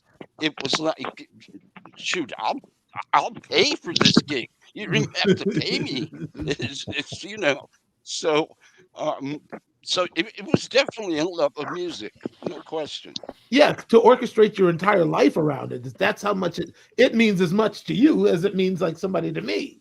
Like, I would say that's probably, I always hesitate to say something like that because I don't play. So, and there is a glass wall as to, if you don't play, there's only so far you can go. But part of my relationship with D'Angelo was based on our mutual love of music. And I think some of that was because of our age difference. D'Angelo came to me at a time where I was much older. Whereas with James Brown, I was the green kid. I was like Paul described himself. I was the rookie, just fresh out of, I quit college to get on the tour bus. Didn't have a clue. Had to learn fast. Yes. But with D, it was like, particularly because he didn't work that much, we spent days and days at his house in Richmond when he still lived in Virginia and his apartment in New York, just playing records and sending each other files of stuff, live gigs of you guys, of God knows who. Yeah. And might drop in his apartment, and he'd have on a Charles Mingus album. I mean, his vocabulary is so deep, and I'd like to think mine is too, at least within the realm of black music. And I think the biggest compliment I ever got from an artist, any artist, was he said to me once, he said, "You know what? You're the only guy who's not a musician that I can talk music with comfortably." And that meant more to me than the paychecks. It's so doesn't speak well. That's why I'm not wealthy today. But that's a very gratifying life. I've just been super, super blessed. I've gotten paid all my life for a hobby. Yeah, I mean, and I guess, yeah, you could. I guess you can speak on the differential of whether it's a matter of discipline or like lifelong pursuit or something more than just I fancy this. But I mean, to facilitate a vision is to discipline. facilitate a vision. I did the same thing for Prince that you did, just in a different department. Correct. Yeah, I accept that humbly, but Okay. But So it, what I- it, what I it feel- definitely was a lack of discipline because I did take drums in grade school back in the day when they taught music in school, and I took drums for 2 weeks. And what happened was I expected they gave me a pair of sticks with the other students, and I expected to be able to play a drum because I used to play along with records at home. I would take garbage cans and turn them over and Oh, play sure. along with records. Yeah. And we're talking 7, 8 years old, okay? And I don't even know if I could keep time yet. Probably. And I expected to play a drum. And they gave us this, and you would know this rubber plastic pad. Oh boy. And, when you hit it with the stick, you couldn't even hear it. It just made kind of a dull thud. And I was like, this is no fun. Anyway, the second week in class, we're playing something that the teacher says, play this, play that, and I'm playing it. And he puts his hand on my knee and slams my foot down, which was his way of saying, don't tap your feet while you play. Now, if he had respected my intelligence enough to explain that I didn't need to develop that habit because I would need independence to play a bass drum and a hi-hat, that would have made sense to me. But no, he just slammed my knee down.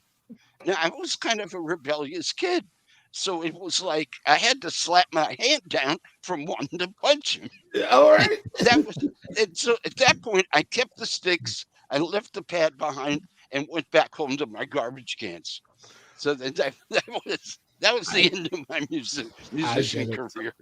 So I'll say that when it comes to music, for all people, talented or not, you're 100% correct, Michael and Alan. Just talking about the past of playing and learning to play, it does allow us to have that release, to not necessarily go through those things. I mean, it is about vibration and music and all those things.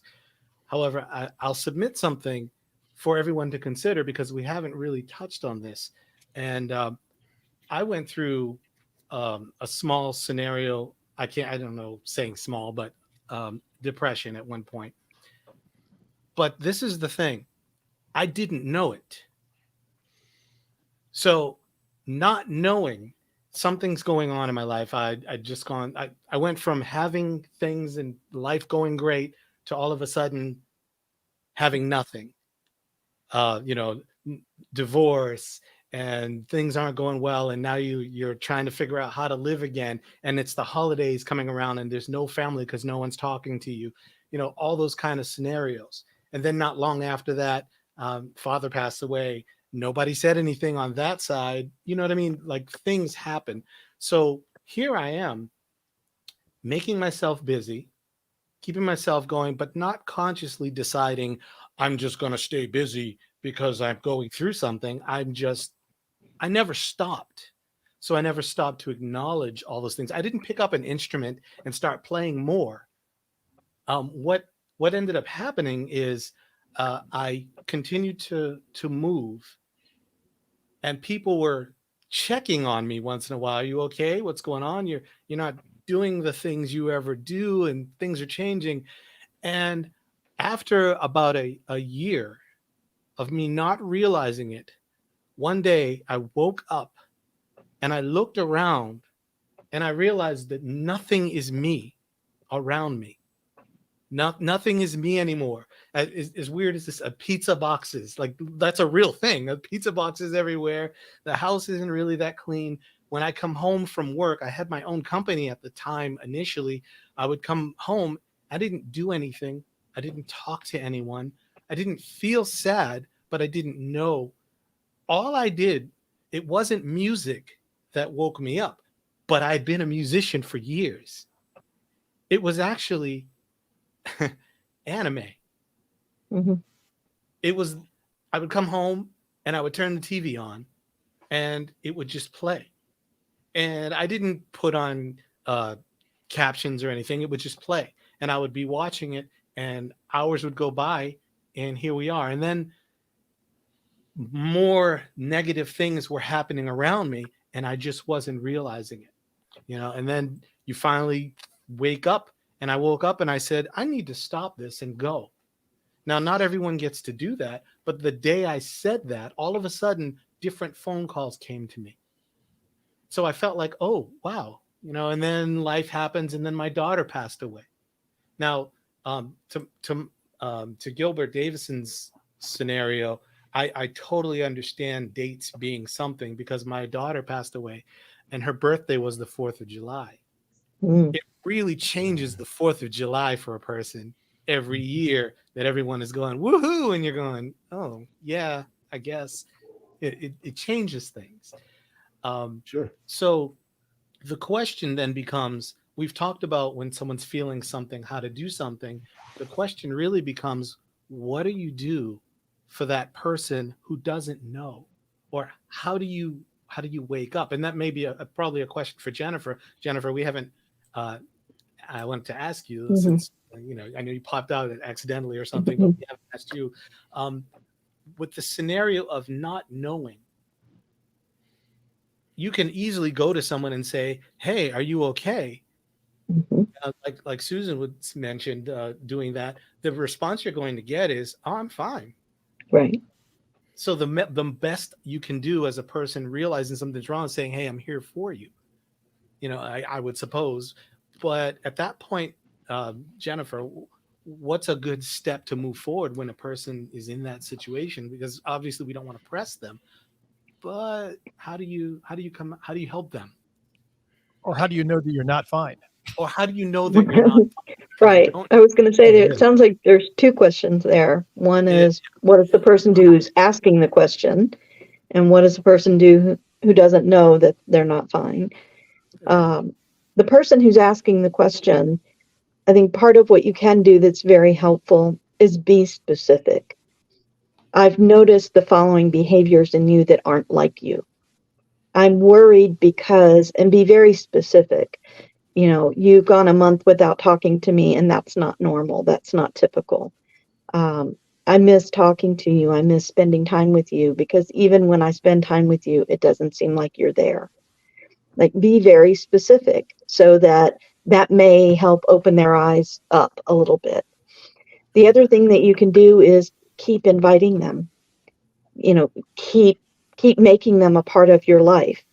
I'm thinking about a time when a good friend of mine, she'd had 3 miscarriages in a row, and it was just devastating. And I let her stay in bed for a week when the third one she had lost.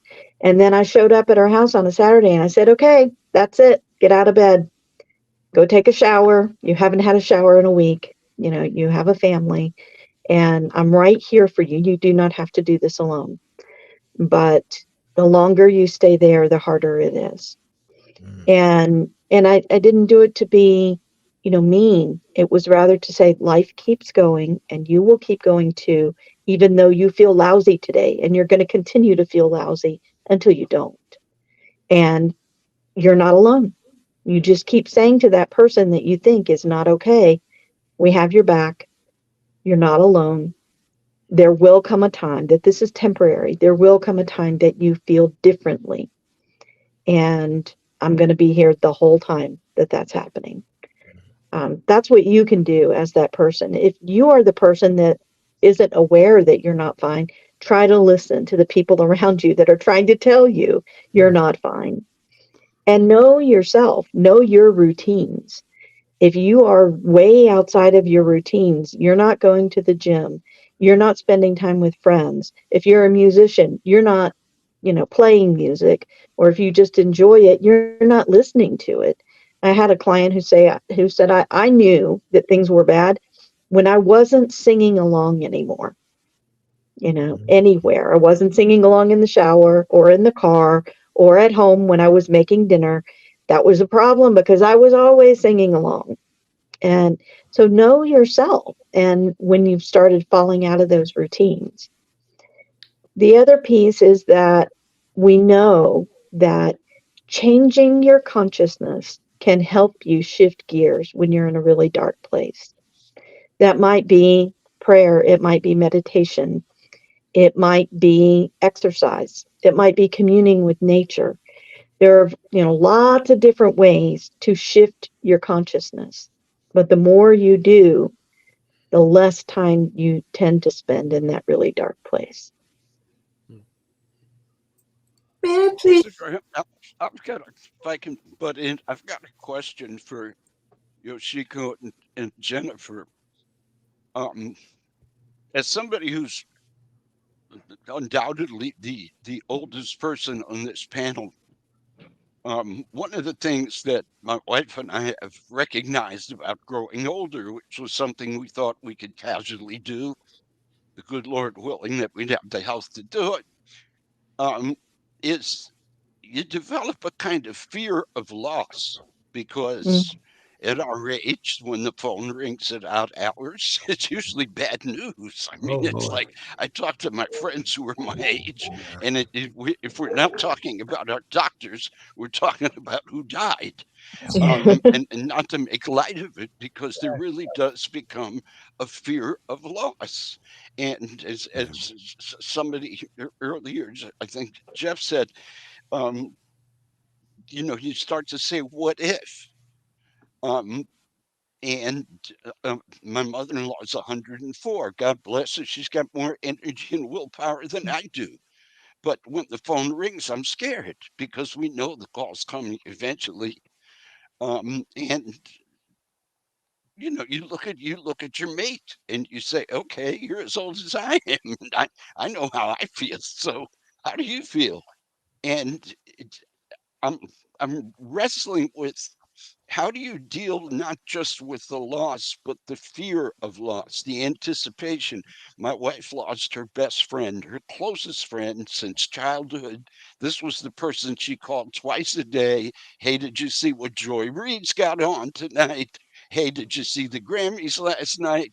This was her go-to for absolutely everything. And she suddenly passed away last March. And it's impossible to fill that role. A husband can't fill the role of your best girlfriend any more than a wife can be your best guy friend. It's just a different dynamic. And that sense of loss, it wakes you up to the fact that, like, okay, if I can lose her, who else can I lose? What's the next phone call going to be? And I think at that point, the depression becomes kind of a self-fulfilling prophecy. And I'm not sure how you deal with that. That, I guess that would, I'm going to throw it on Yoshiko's plate for that answer, since because we're trying to obviously make sure we rotate. But what would be your response to that? That's a pretty deep one that I think I'm going to pass on to Miss Jennifer, because she has more years in the field than me, because that's pretty deep. That's a very serious concern. So But I would like it's to a real learn. thing that everybody who lives long enough is going to deal with that. And I joke all the time that there's no there's no rule book for growing old. There's a lot they don't tell you about growing old. Yeah. And Yeah. and that's probably the worst one on the list. So I think that for me, I've experienced some pretty significant personal loss in the last couple of years. I lost my brother-in-law in 21. I lost my dad this last April. And I run a grief workshop pretty regularly for my practice. And running that workshop and touching people's lives that have had significant losses on the regular has really taught me as an individual as well as a clinician to not leave conversations unhad, to not leave opportunities for connection, on the table. The more that you can reach out and connect with the people that are important to you on the regular, you don't have to fear their loss because the strength of their connection will still be there long after their physical presence is gone from this world. We maintain an emotional and spiritual connection with them even after they're gone. So if you can maintain a strong sense of connection and make sure that your relationships are the quality that you want them to be, I'm pleased to say that with both my brother-in-law and my father, the last words I had with them were, "I love you." And that was purposeful. Whenever I am going to disconnect, on the phone or in person with people I care about, I make sure those are the last words I say because I have learned from my clients and my own life, you just never know when that's going to be the last time you see them. And it brings me peace to know that was the last thing I said. And that was the last thing they said to me. And I don't have any fear about losing other people when I know that my connection with them is strong and that I don't have any regrets about how we interacted. And so to me, you eliminate that fear of loss by making sure that the quality of your relationships and your interactions with people are good and that they know how you feel and you know how they feel. Yeah, I think that's like super important. I mean, I'm 55, but I certainly think of mortality quite a bit. It's just, especially when you have family and kids and everything, is just like, how are they going to, pull through? And yeah, I'm reading Pam Weiss's comment here. She says, a good friend of mine committed suicide a few months ago, and it's been very hard to accept and hard to not feel like a failure in being able to help her. And so I think that speaks to a couple of things that tied to that. The first is that if you see that you have a friend or a family member that is really kind of going through something, is really going through it, as their friend or as a mentor or whatever type of position that you hold in this person's life, you really need to make sure that you at least offer some type of help and, lay on some positivity onto the scenario because, I always try to make sure that I don't leave a scenario where I'm fighting with somebody, like I'm fighting with my daughter or something, that with I love you because of that very, very specific thing. It's like, if I don't know that I'm going to see this person again, I got to make sure that, that was the last thing that they heard from me.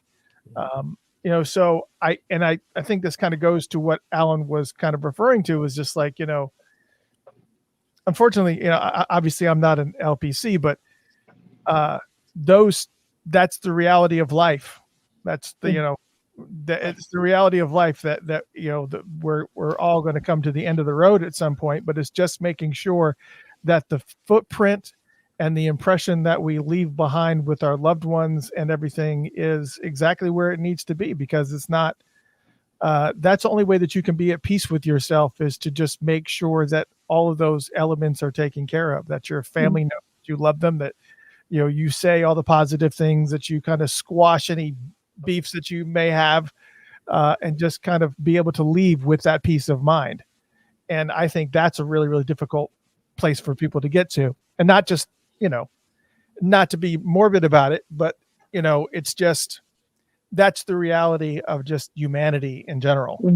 And I think that kind of helps a lot of people also get through grief, just like it did for you. It's just knowing you were able to say those things before they passed, and that was the last thing that you said to them, helped a lot with your grief as far as dealing with it. So. Chris, if I can just add a little bit to that, and just to kind of what Jennifer was saying, that was kind of the underlying message of that everything's temporary. Because that ultimate thing that's temporary is life. Right. So making sure that you're trying to live your best without having those regrets, and not leaving things that need to be said unsaid, not spending the time. I have this thing where I hate delaying anything that I want to do. I'll do that tomorrow. You don't know if you're going to be able to do that tomorrow, whether it's going somewhere or going on a trip or, getting work done, that kind of thing. I don't like that, only because, again, going back to my history and learning, like, you don't know, and life is a temporary thing. So, but at the same time, you make the most of it. You find the joy in it. There's going to be those ups and there's going to be those downs, but again, those are temporary things. Life is a temporary thing. Just leaving things, kind of unfinished is kind of one of the taboos. And then you learn a hard lesson when it does happen. And, just to circle back with kind of the Prince history and whatnot, it's one of the things I think that was a little bit difficult for most alumni. You think, he's 57 when he passes away, and no one saw that one coming. And you thought, man, I should have connected with him one more time, or was there something I could have done? And it's frustrating in his case, because I think that there isn't anyone that was in that Paisley family history that he couldn't have called and we wouldn't have come, and you kind of, that's a weighty thing. And you kind of go over that. And I've seen someone in the chat, saying that, they had somebody close to them commit suicide. Did I fail them? And I would have to say no. But, you can reflect if you're following that course of not leaving things unsaid, then that you've done all that you could do when that time comes. Mm-hmm. Yeah, I think tying up those things, Regina says it well too, that maybe you could write her a letter expressing how you feel. I mean, tying up those loose ends and making sure that you're where you need to be spiritually and emotionally with all the people that you feel are going to be affected by your passing or vice versa. It's just really just absorbing life and really just enjoying life for what it is, and just being able to take a step back and realize how blessed you are, even if you don't feel like you're blessed. Oh, I'm sorry, Christopher. I didn't mean to cut you off. Hi. I just wanted to, on that note, I wanted to share something that I learned from a dear friend, and I thought it was really inspiring. He's a sculptor, and we've been friends for 40 years, and he said to me once, happiness is underrated. And I asked him, what do you mean? And he said, we don't value it enough to work for it, to sacrifice for it, to make space and time in our lives for it. We need to be in touch with what makes us happy, identify it, recognize it when you're experiencing it, and go out and get it. Sometimes we feel that happiness is something that just either happens to us passively or it doesn't. And we forget that we're agents of our own happiness. Mm-hmm. We can go and find those people and those things and those events, be it music or our loved ones, faith, anything that you may have that truly make you happy, and recognize that you don't want to just wait for it to come to you. Work for it. Go get it. Right. Exactly. What was the lyric from, I'm going to misquote the lyric that Prince did. Maybe the help you need is at the end of your arm. It's like everything that it's just how you approach things mentally, approaching it in a positive way, instead of always focusing on the negative or focusing on what's going wrong, what's wrong, why is this happening, instead of, really kind of approaching things in a positive way. And that's a really difficult shift. That's been like an insanely difficult shift for me personally, just because I always felt like I spent most of my life just always looking at things negatively, like, what's the catch type of thing. And that's been really, really difficult to kind of get out of that mindset. And, I was talking about, blessings earlier. It's just like, It was like, man, I wish I had a bigger house. I wish my office was quieter. I wish this, that, and the other. It was just like, why don't you shut up and take back and look at how blessed you are in your scenario. You might not have what this person has or make the money that this person has or whatever else, but really taking time to consciously and sometimes forcing yourself to focus on your blessings and focus on what you've been blessed with. And I think that's a really difficult hurdle for a lot of people. And I think it would change a lot of people's lives if they could get to that. But it's a really difficult thing to get to. Right. I would And I have think to agree, Christopher. I think that some of us were brought up, where you unintentionally kind of, prepare yourself for the worst. Something that my mom used to tell us growing up, that she would always prepare for the worst because the good you can always handle, but you almost build up this anxiety, growing up, that you're always thinking about that worst case scenario to try to get ahead of the worst case scenario that may or may not happen. And I think that definitely put the nail on the head by saying that changing your mindset, focusing more on the positive. I remember my dad had given me the CD series of The Secret, and just kind of, learning how to change your mindset to be more positive opposed to focusing more on the negative, because you'll draw in more of the things that you desire, the things that you want, um, opposed to, continuously focusing on that negative, because that brings about the depression. It brings about the anxiety. It brings about, a lot of those negative thought patterns. That's just not healthy. Yeah. Michael, I saw you unmute. You got something? No. I was just being ready in case. I agree with everything I heard. I really believe we have a lot more control over, over things than sometimes we realize or maybe want to admit to ourselves. It's, a lot of things, I think a lot of people are, I don't want to say addle-minded, but they're, we live in a time where people are confused. I mean, I guess people have always been probably confused to a certain degree about who they are, but I think it's so important to get to know yourself. I mean, I know people talk about the pandemic as being this negative event, and it was for many, but for me, it put me in a position of catharsis. Like I had to really, like I couldn't work, so I had to figure out, well, who have you developed into as just a person separate from the instrument? Like, do you like yourself? I had strong opinions about who I think of myself, what I think of myself as a musician, but it's like, what is my real moral code? Where are my lines drawn? Have I been a hypocrite?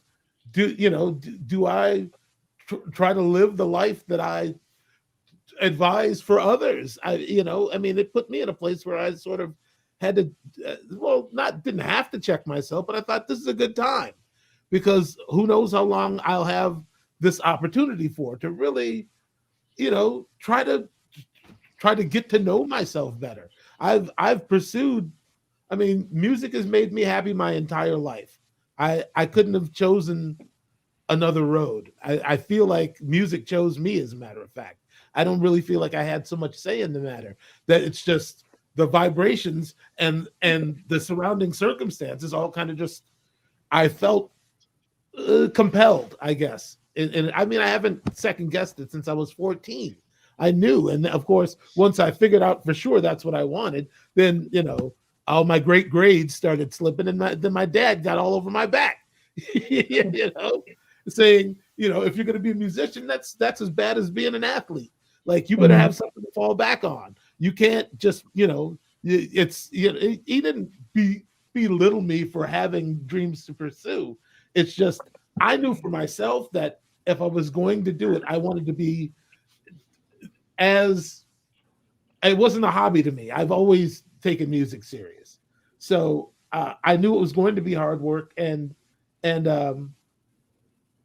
but that it's something I mean, to this day, I tell certain people, like, I'd still be playing music even if I was, some other level of I'm successful at some things, unsuccessful at others.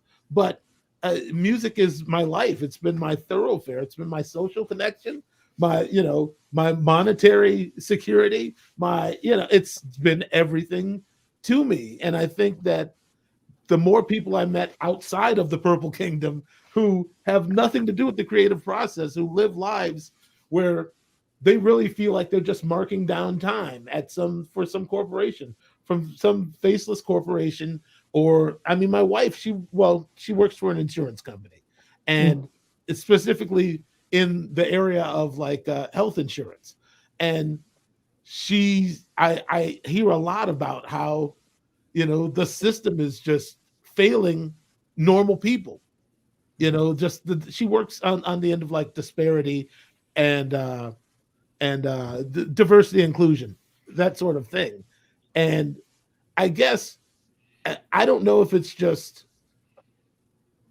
how much of that is the inability or I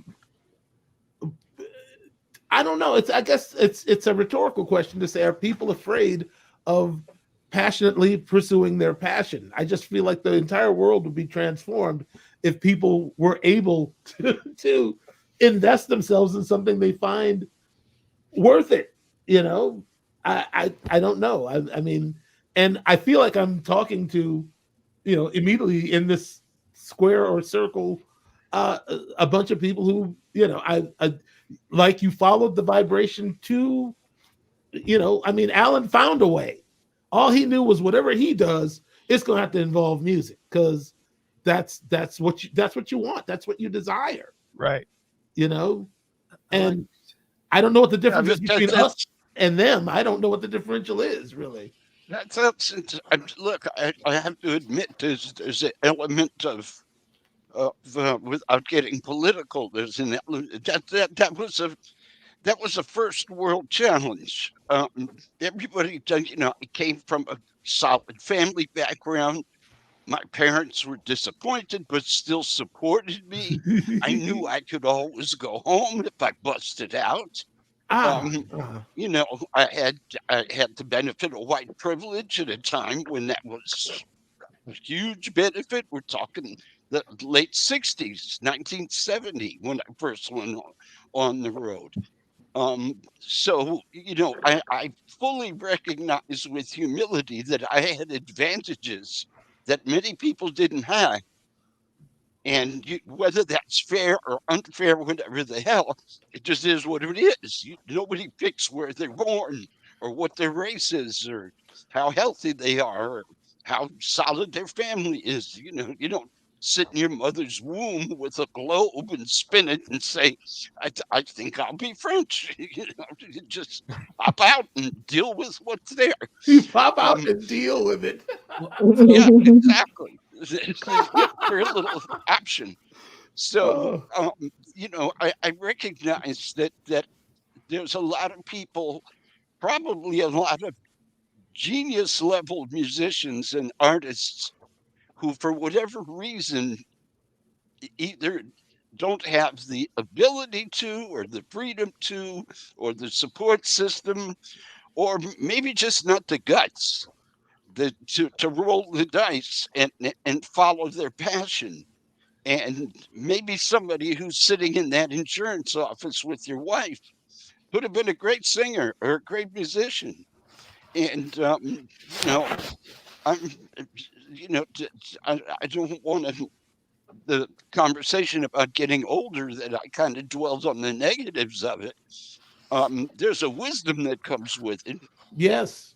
There's an ability to look back and reevaluate not just yourself, but your relationships, and become very grateful for your blessings. I mean, Gwen and I are both healthy, and we're well into our 70s, starting to see that 8 ahead, and we're still standing and talking the same shit we always talked. And yeah, there's fear of loss, but you wake up in the morning and say, okay, how can I have fun today without damaging anything? Yes, absolutely. Turn the TV off so I don't have to hear about the war. I know what's going on. I'm enough of a news junkie to know what's going on Yeah. and worry about Trump, but I'll be damned if it's going to ruin my day. I got you. Protect your peace. Yes, everybody, protect your peace. We actually have our final guest for the night is actually came into the green room. I'll go ahead and introduce him. His father is a legendary member of Parliament Funkadelic, and he also became the musical director of the P-Funk All-Stars and eventually became renowned as Diaper Man. But after his passing in 2010, his son took over the reins of guitarist of Parliament Funkadelic, and he has been doing so for many years, including his own amazing solo projects.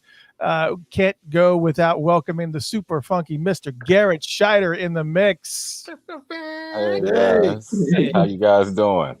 All right. Welcome. Glad you made it. That's You got awesome. that sexy Hey, voice. Jeff. Keep talking. I appreciate that. I'm trying to get a voiceover job or something if I can. Radio job. We've kind of been talking a little bit about, we covered the gamut of grief and loss and depression and everything else. And Alan, you actually had a really, really good segue about how we should, I think all of us here, if we have kids, they are grown now. But on the same note, this also can apply to us too, is really everything that is going on in the world right now and everything that is so cell phones and social media and everything are just, for our kids are taking a huge hit. I mean, you just have accessibility to everything with just everything over sexualized and the increased violence and everything is just so charged and everything is so desensitized. And now, I know my daughter doesn't have any attention span whatsoever because, she watches TikToks and things that it's just like the videos are like pow, pow, pow, pow, pow. And that's, you're training your brain to only be able to accept bits of information, in small doses, and you can't really focus into a scenario or into a story or be involved enough to even take in a movie. How can we, not necessarily for kids, but even for ourselves, kind of really manage or monitor some of these attacks that are happening to us psychologically from all the news and everything? I mean, outside of turning it off, because it seems like it's around every single corner. It comes up in social media, it comes up in conversations, and comes up on Twitter, and comes up on Facebook. It's seemingly everywhere. Is there a good way to manage that for yourselves or for your kids, if it's applicable to anybody at all? I mean, I think for me, I think at this point it's kind of like it's kind of like doing drugs or something at this point. You know what I mean? Like we've kind of consumed it all to the point, you know what I mean, and allowed it into society to the point where we're kind of dependent on it. So it's kind of difficult, especially a lot of us being artists and creatives. It's kind of essential these days to how we exist and how we're able to achieve success in our livelihood these days. The best thing that I see is I know certain folks who are disciplined enough to just not be on it much. Like I know folks who go to the extremes of like deleting the apps from their phones, when they're not trying to be too consumed with it. But outside of that, it's kind of difficult because these devices and a lot of these programs that we use in our devices are like inbred into society now. So I don't know, it's kind of difficult one, and it's easy to say that it's a parent's job to guide a kid's journey through something like that. But again, it's so baked into society that even the parents are kind of caught up in it themselves. So it's kind of, that's a tough one. Yeah, I always tell people, you got to consider the source. And when you're consuming that information, get what you need and then shut off the rest. We are in a constant cycle, and when you take into consideration why what's being posted is posted, not to say that there's definitely some things that, it benefits us all to be aware of, but particularly when you're looking at a lot of the news outlets, they're just trying to catch your eye, and they're willing to say and do anything to do it. And it's just this constant state of fear.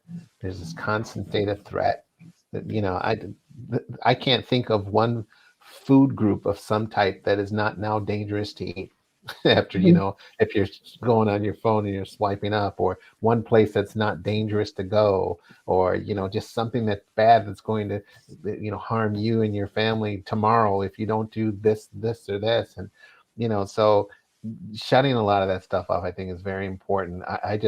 There are certain names, particularly in politics, I just don't read about them anymore. And because particularly the way things work now, as soon as you click, it gives the incentive to write something else about them. That data is being captured. So when you're clicking on that, and you're not supporting that person, as soon as you click on that story about that person, you're supporting that person, whether it's a good story or not. You're supporting them. So And whether you really want to be supporting these folks or not, you know what I mean? Like, that algorithm thing is, is beyond a lot of folks understanding, but it's a real beast. You know what I mean? It's like, once you open the Pandora's box, these apps and these that they're designed to take your attention down these wormholes just like that. So you click on one thing, and it's programmed to send you 10 times more of that if that's what you're interested in. And here it's really kind of a booby trap, the way they set you up with that. And then at the end of the day, it circles back and they try to sell you something that's related to that thing, to prevent it from happening, or donate to this party, or to prevent that from happening. And it's just a cycle. I think people understanding, like Jared said, how that algorithm works. You have to understand that the media that we consumed when we were younger it's not the same thing. It's not the same thing now. Well, fortunately, what Michael mentioned, Michael Bland mentioned earlier, was the whole idea of when COVID hit, having that time to figure out who he was. In this society now, with news and basically it's set up to keep us distracted, because you can't pay attention to yourself if you're constantly distracted. A friend of mine mentioned something that made me really think. People are being trained to covet, and that's what social media is doing. So it's not just bad news. You're hearing this bad news, but then you're seeing all these people with all these things, and now instead of like Alan said, wanting to do and find out who we are and do more with our own training, we're watching other people do, and we just want what they want. We don't really want what we want. We haven't taken the time to figure out even what that is, because we're too busy paying attention to what everyone else is doing. That's what's happening. It's breaking us down. Can I ask Jennifer and Yoshiko, do you see a parallel with the consumption of media and a way of consumption of media and depression and suicide in society? Absolutely. Can you speak on that? Yeah. There's class action lawsuits that are being brought against various apps and services because they are seeing a relationship between those two things. Seeing kids with panic attacks and depression that 25 years ago, when I started in the field, I never would have seen those kids because they wouldn't, you would leave school, and even if you had somebody who was giving you a hard time at school, it's not like they were coming home with you. But now they do. You don't ever get a break from it. It's 24/7. And if you didn't see it, that's okay, because 3 of your friends did, and they screenshotted it, and they're going to send it to you. And they don't ever get a break, and they've got these kids that are being inundated with whatever they're being inundated with and sending really negative messages out there. I tell a lot of my clients that are struggling with this that they have to treat it kind of like fast food. Yeah, there's times when it might do in a pinch, but you really need to moderate it, because in any kind of like regular consumption, it is bad for you inside and out. Yeah. Absolutely. It's Get out. too much information on the internet Mhm. right now, and they're just not mature enough to really know how. Adults aren't mature enough to know really how to absorb Mhm. the stuff that's on the internet. And I have a current client. She's young to me. I think she's about 23 or 24, and she tells me that because she's not where she feels that she needs to be, that she kind of idealizes some of those situations on social media. You know, the people who have the houses, they have the careers, and she has her master's degree, and she's doing well, but she compares herself to this, so it kind of brings her into a funk. So she gets to a point where she just deactivates all her social media, because she's able to recognize that social media is the cause for a lot of her anxiety, depression, feelings that she's not adequate. Um, so it definitely is something that a lot of parents should monitor, that screen time. And that ties into what Jeff said. There was something that he said that I'm still that your friend said, you were being trained to covet. Hmm. That was that's an amazing line. Mhm. I was like, wow, trained to covet. May I ask, excuse me, may I ask you all to excuse me? I've got an early call tomorrow, and it's coming up on 10:30 on the East Coast. I gotta be bright-eyed tomorrow morning. So I'm gonna excuse myself and say goodnight. Susan? Thank you, you. Susan. Hey, Susan? Yeah, Can I ask you a question before you go? always. And this is completely off topic, but I can't ask Prince because he's gone. Who is responsible for the fact that the Little Red Corvette lead vocal is distorted? Don't blame me. I wasn't there. That was before me. Was that before you? Yeah, it would have been either Peggy McCreary at Sunset Sound, or it would have been Don Batts at his home studio. I came in on Okay. Purple Rain, so that was before me. Oh, awesome. Okay. Well, thank you. I appreciate You know what? that. And I'm about 30 minutes past my time. Susan, it was Yeah. so nice seeing you. It's been too Great seeing long. all you guys. Alan, of course. Michael, of course. Yep. Great Thank to you see so you, much, Gilbert. Chris. Thank you, everyone. All right. Nice to Be meet you, well, Garrett. everybody.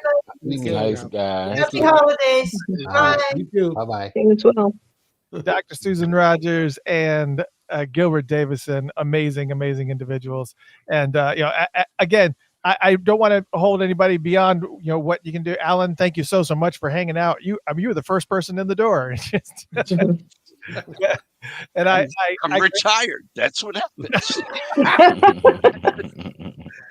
I think the stuff that's going on now with social media. Alan, how do you deal with social media? Because I know I don't see you really kind of doing.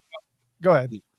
Very sparsely. And with a book to promote and another one next year, I've really got to do something about that. But quite honestly, I hate it. I mean, I've got a Facebook page. I mean, I'm old, so it's Facebook.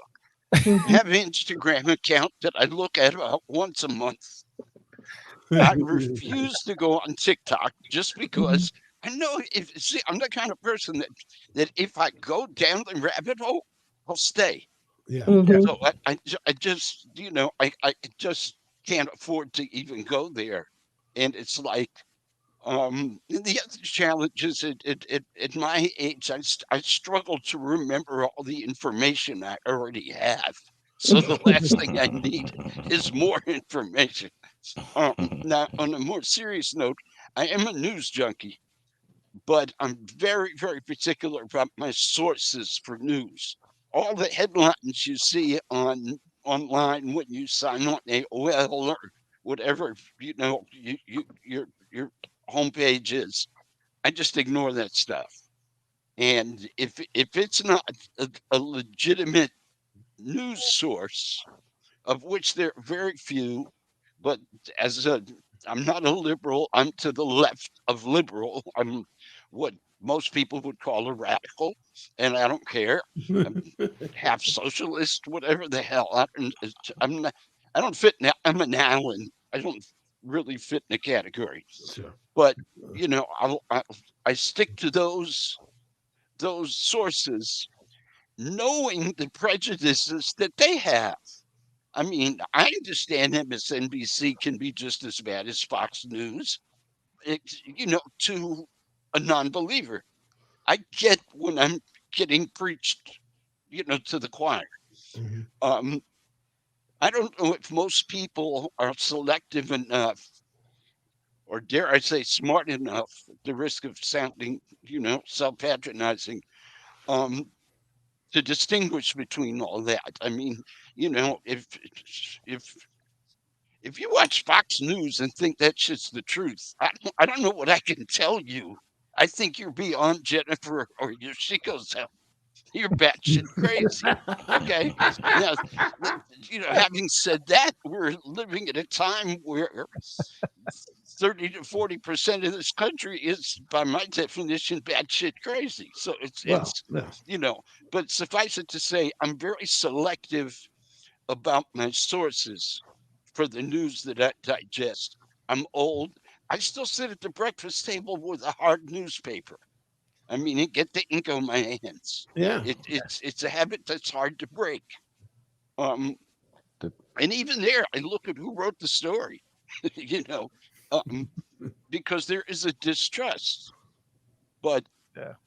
you just have to be, you know, for this is all a benefit of the viewpoint of somebody who's 76 going on 77 years old. Um, these young kids today, and I'm talking about people in their late teens and early 20s when I say young kids, and even younger. Um, God forbid, because some of them, those that I've encountered through family or friends that have youngsters, some of them are so bright because these kids grow up so much faster than my generation did. And they just impress me. It's like, my God, the shit they're talking at age 10, I didn't understand until I was 15 or 16. But by the same token, I think there's an emotional growth that's stunted for the very reasons that you all were talking about, is everything comes too fast. There's no attention span to digest anything. Some things are complex.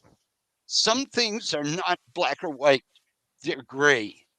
And you have to take the time to digest them enough to come out understanding that shit ain't always the way it looks. Yeah. And someone with no attention span can't go there. And that's what scares me about social media. I think that man as a species is way behind our inventions. The technology is just running rampant, and you want to talk AI, get out of here. It's over. We can't keep up with it. Yeah. Yeah, I And it's think that's scary because I don't know the solution. yeah, I think that's the kind of the gift and the curse of what we've been offered. Like Exactly. you started off by talking about checking sources and talking about the time when it was a little simpler to kind of digest the news, right? So what you're dealing with is, I mean, essentially, we're dealing with an aesthetic in all this conversation that has always kind of existed, where we're talking about, Jeff, where you're talking about us being trained to covet, and you know those sorts of things. Those are things that have actually we have been dealing with even when we were young. The difference is, you know, the information now is so fast, you know, it's kind and it's kind of coming at us in such abundance that it's hard to keep up with. It's hard to, you know, it's hard to really process it the way that we used to. So, for instance, back in the day when we still had shows like Lifestyles of the Rich and Famous and Entertainment Tonight. You know, we've always had these shows and we've always had this thing in us where we've coveted other folks and where we weren't necessarily always happy with our own lives and our own worldly possessions. And, you know, we envy to be like, you know, whoever, you know, that celebrity is or that superstar that, you know, appears to have it all. That's always been there.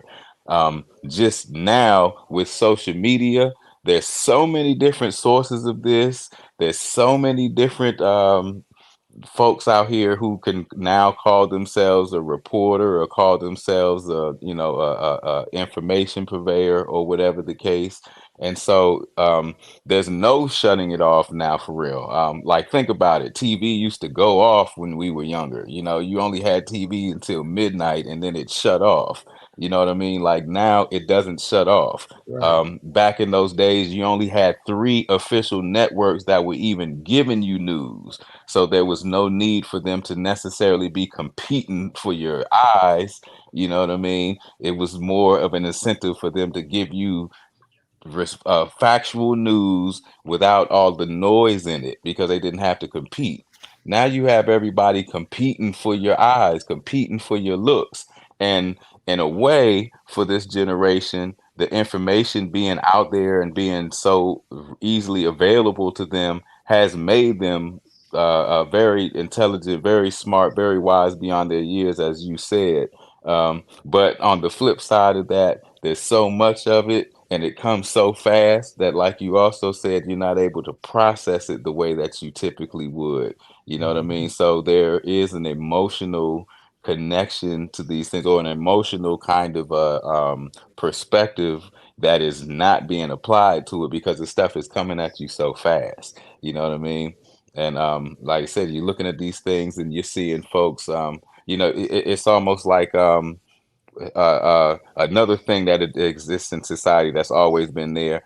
Our need to kind of boost ourselves up to folks. So that's what social media is to the 100th power, is me trying to make myself look like a celebrity, or trying to make it look like my life is so wonderful.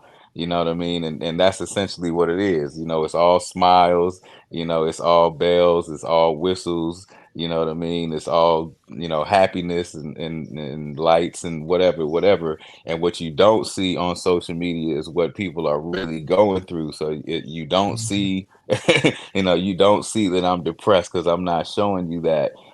You don't see that I'm broke because I'm not trying to show you that. You don't see that I'm behind on my bills or any of that kind of shit because I'm not trying to show you that.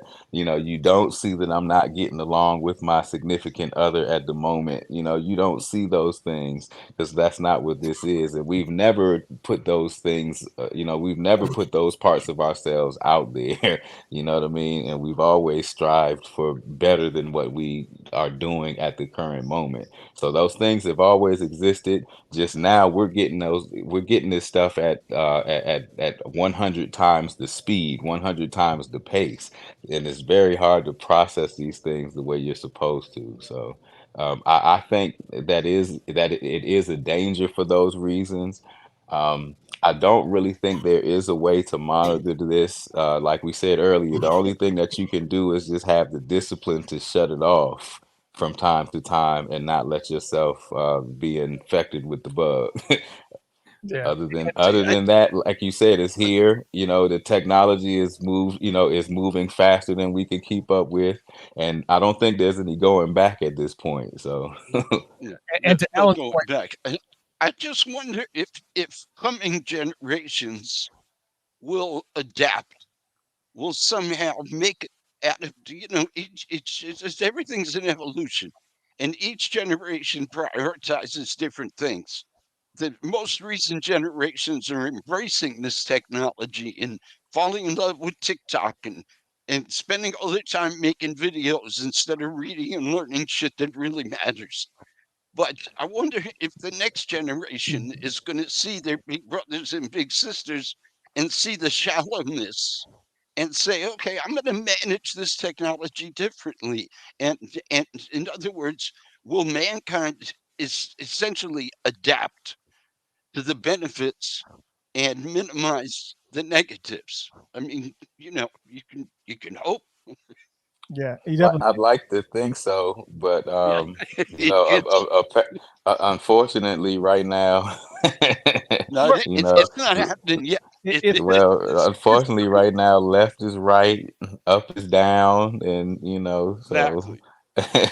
we gotta get Exactly. past that, fix that perspective first. The world is kind of on its head right now. So and while the world is on its head, like we said, technology is steadily advancing and advancing.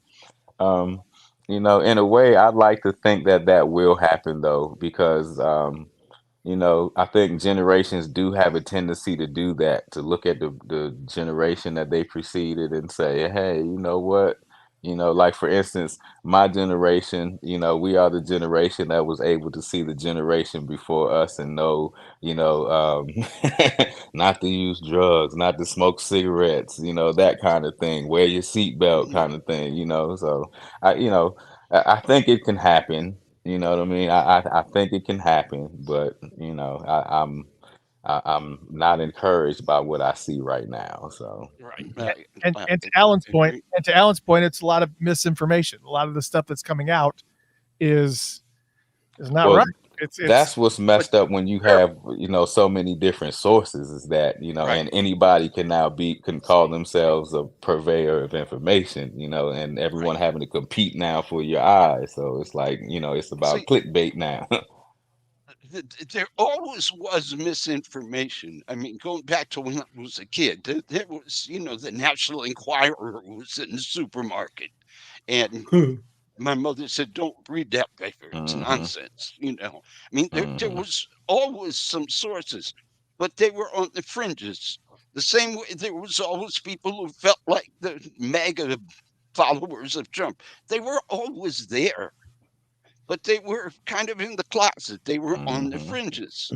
But the hmm technology, as Gary was said, I don't need to repeat it, has allowed all those voices to have equal volume to hmm the people who have some common sense and speak truth to power.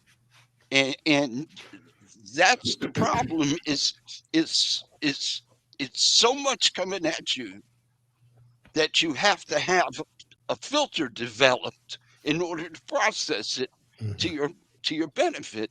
And when you're fresh out of the womb, you don't have that filter. The filter comes as you age and grow. So if you're bombarded with that information from day one, you never develop the filter.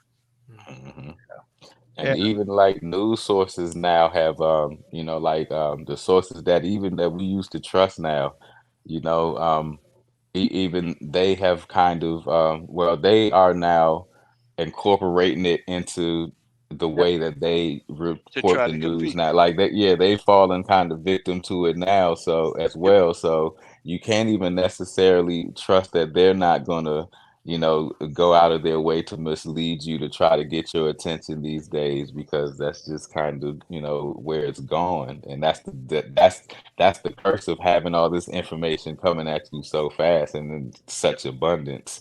You know what I Yeah. mean? That Yeah. they now have to play ball. You really do have to watch. I don't care what channel you watch. You really do have to watch with a filter and hmm be the kind of person to think about what you're hearing and not just buy it hook, line, and sinker. You got to hmm give thought. You got to ask yourself, what's their reason for reporting this particular story? What's their reason for reporting it from a certain angle? And you got to ask yourself these questions. And I don't think most people pay enough attention long enough to do that. No, because Um, this stuff thinks for you now. exactly. And as I said, with the advent of AI, it's just, I mean, that'll just bring it to the point where you can't believe anything. They'll put hmm Michael out of business. It's already drum machines, but hmm once you got AI, Yeah. they'll put Prince out of business. Yeah. Yeah. I, They'll do everything, and you I won't know what's real. I've been saying I'm It's trying to crazy. figure out what the music business is doing. They need to follow suit with SAG-AFTRA, because Thank you. part of that suit they were kind of Thank talking you. about that same thing, man. And like, Yes, sir. what is it now for you to just put me right out of business and steal my brand? Yep. My Yeah. brand is my face. What is it for you to now That's it. steal that and put me right out of business? That It's a same real thing thing. applies to musicians too. So I don't Yeah. know. You're absolutely You right. know, We better Yes. get on out there. Yes, sir. It's crazy times. I've already done a hologram show with George a few years ago. You know, like years ago. I'm talking about years ago before this thing became, prominent. So I'm remember that. already kind of worried. Like I know my likeness is already out here. See? Well, I know we got to wrap this up, and I want to say thank you to all the guests that have come on. I know we've kind of been all over the map, but I think all of these things that we've kind of discussed really kind of affect how we feel, the mental challenges, the mental health issues that these things bring on with technology and not knowing what to believe and being attacked from social media, and just everything that's happening has an effect on our mental health and our well-being. And I know this is the reason why we do this is because it's a difficult season. These holidays really kind of bring out the worst in a lot of people.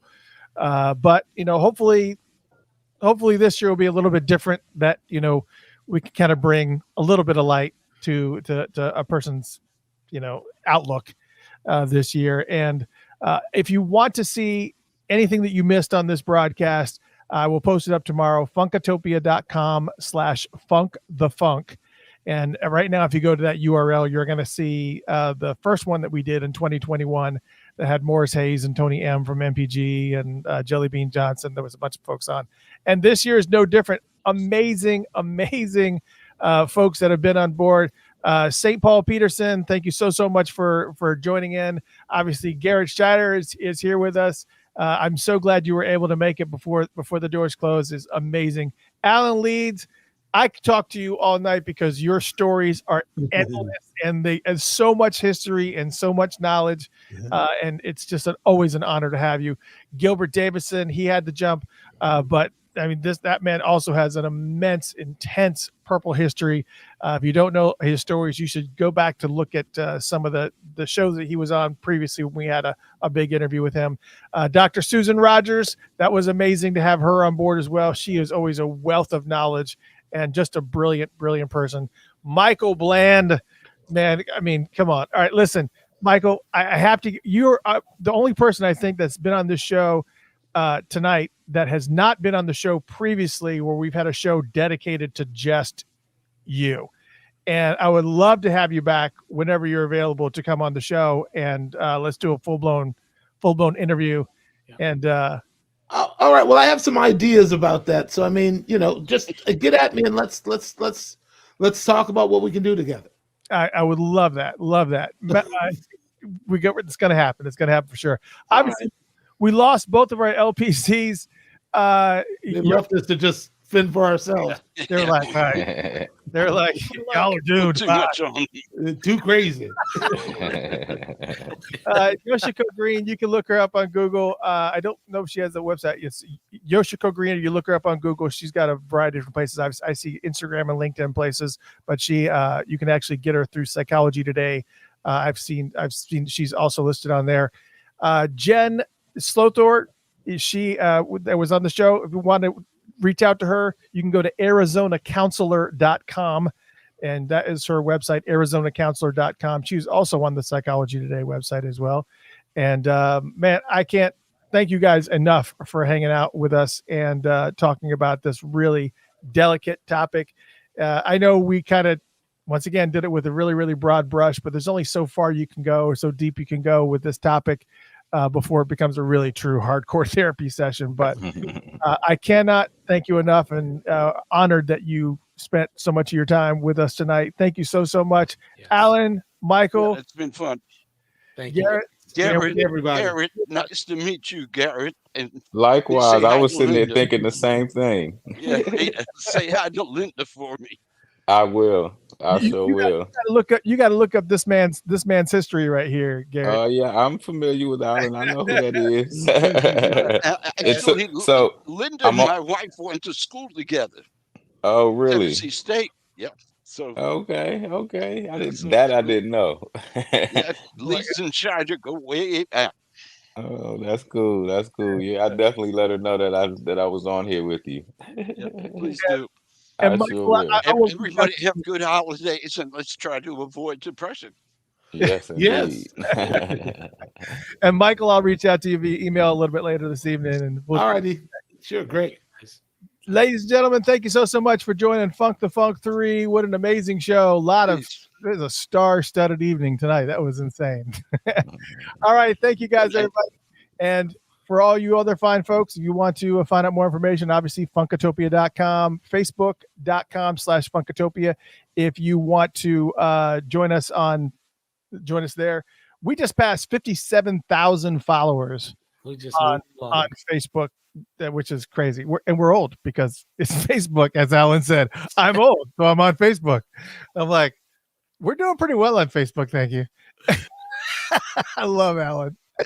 But I'm so glad that Garrett was able to make it as well. But I mean, what a great show. You know, I was thinking to myself, we had quite a bit of people in 2023 on this show. Yeah, Quite a bit. It's amazing. It's a lot, man. It's just a lot. But and we had to I had to put one more one more big punch before we get out of this year, and we still got probably how many more? We might be able to squeeze one more in and do maybe a recap of the year or something, maybe a shorter show, maybe something like that, because it's pretty much the end. Yeah, Michael. Maybe we can get Michael Bland on next week on the 19th. That's a push. But maybe you never know.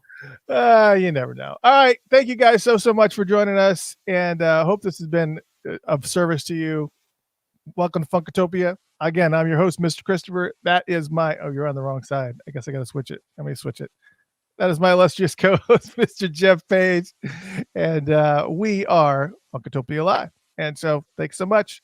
We will see you guys probably next week. Good night.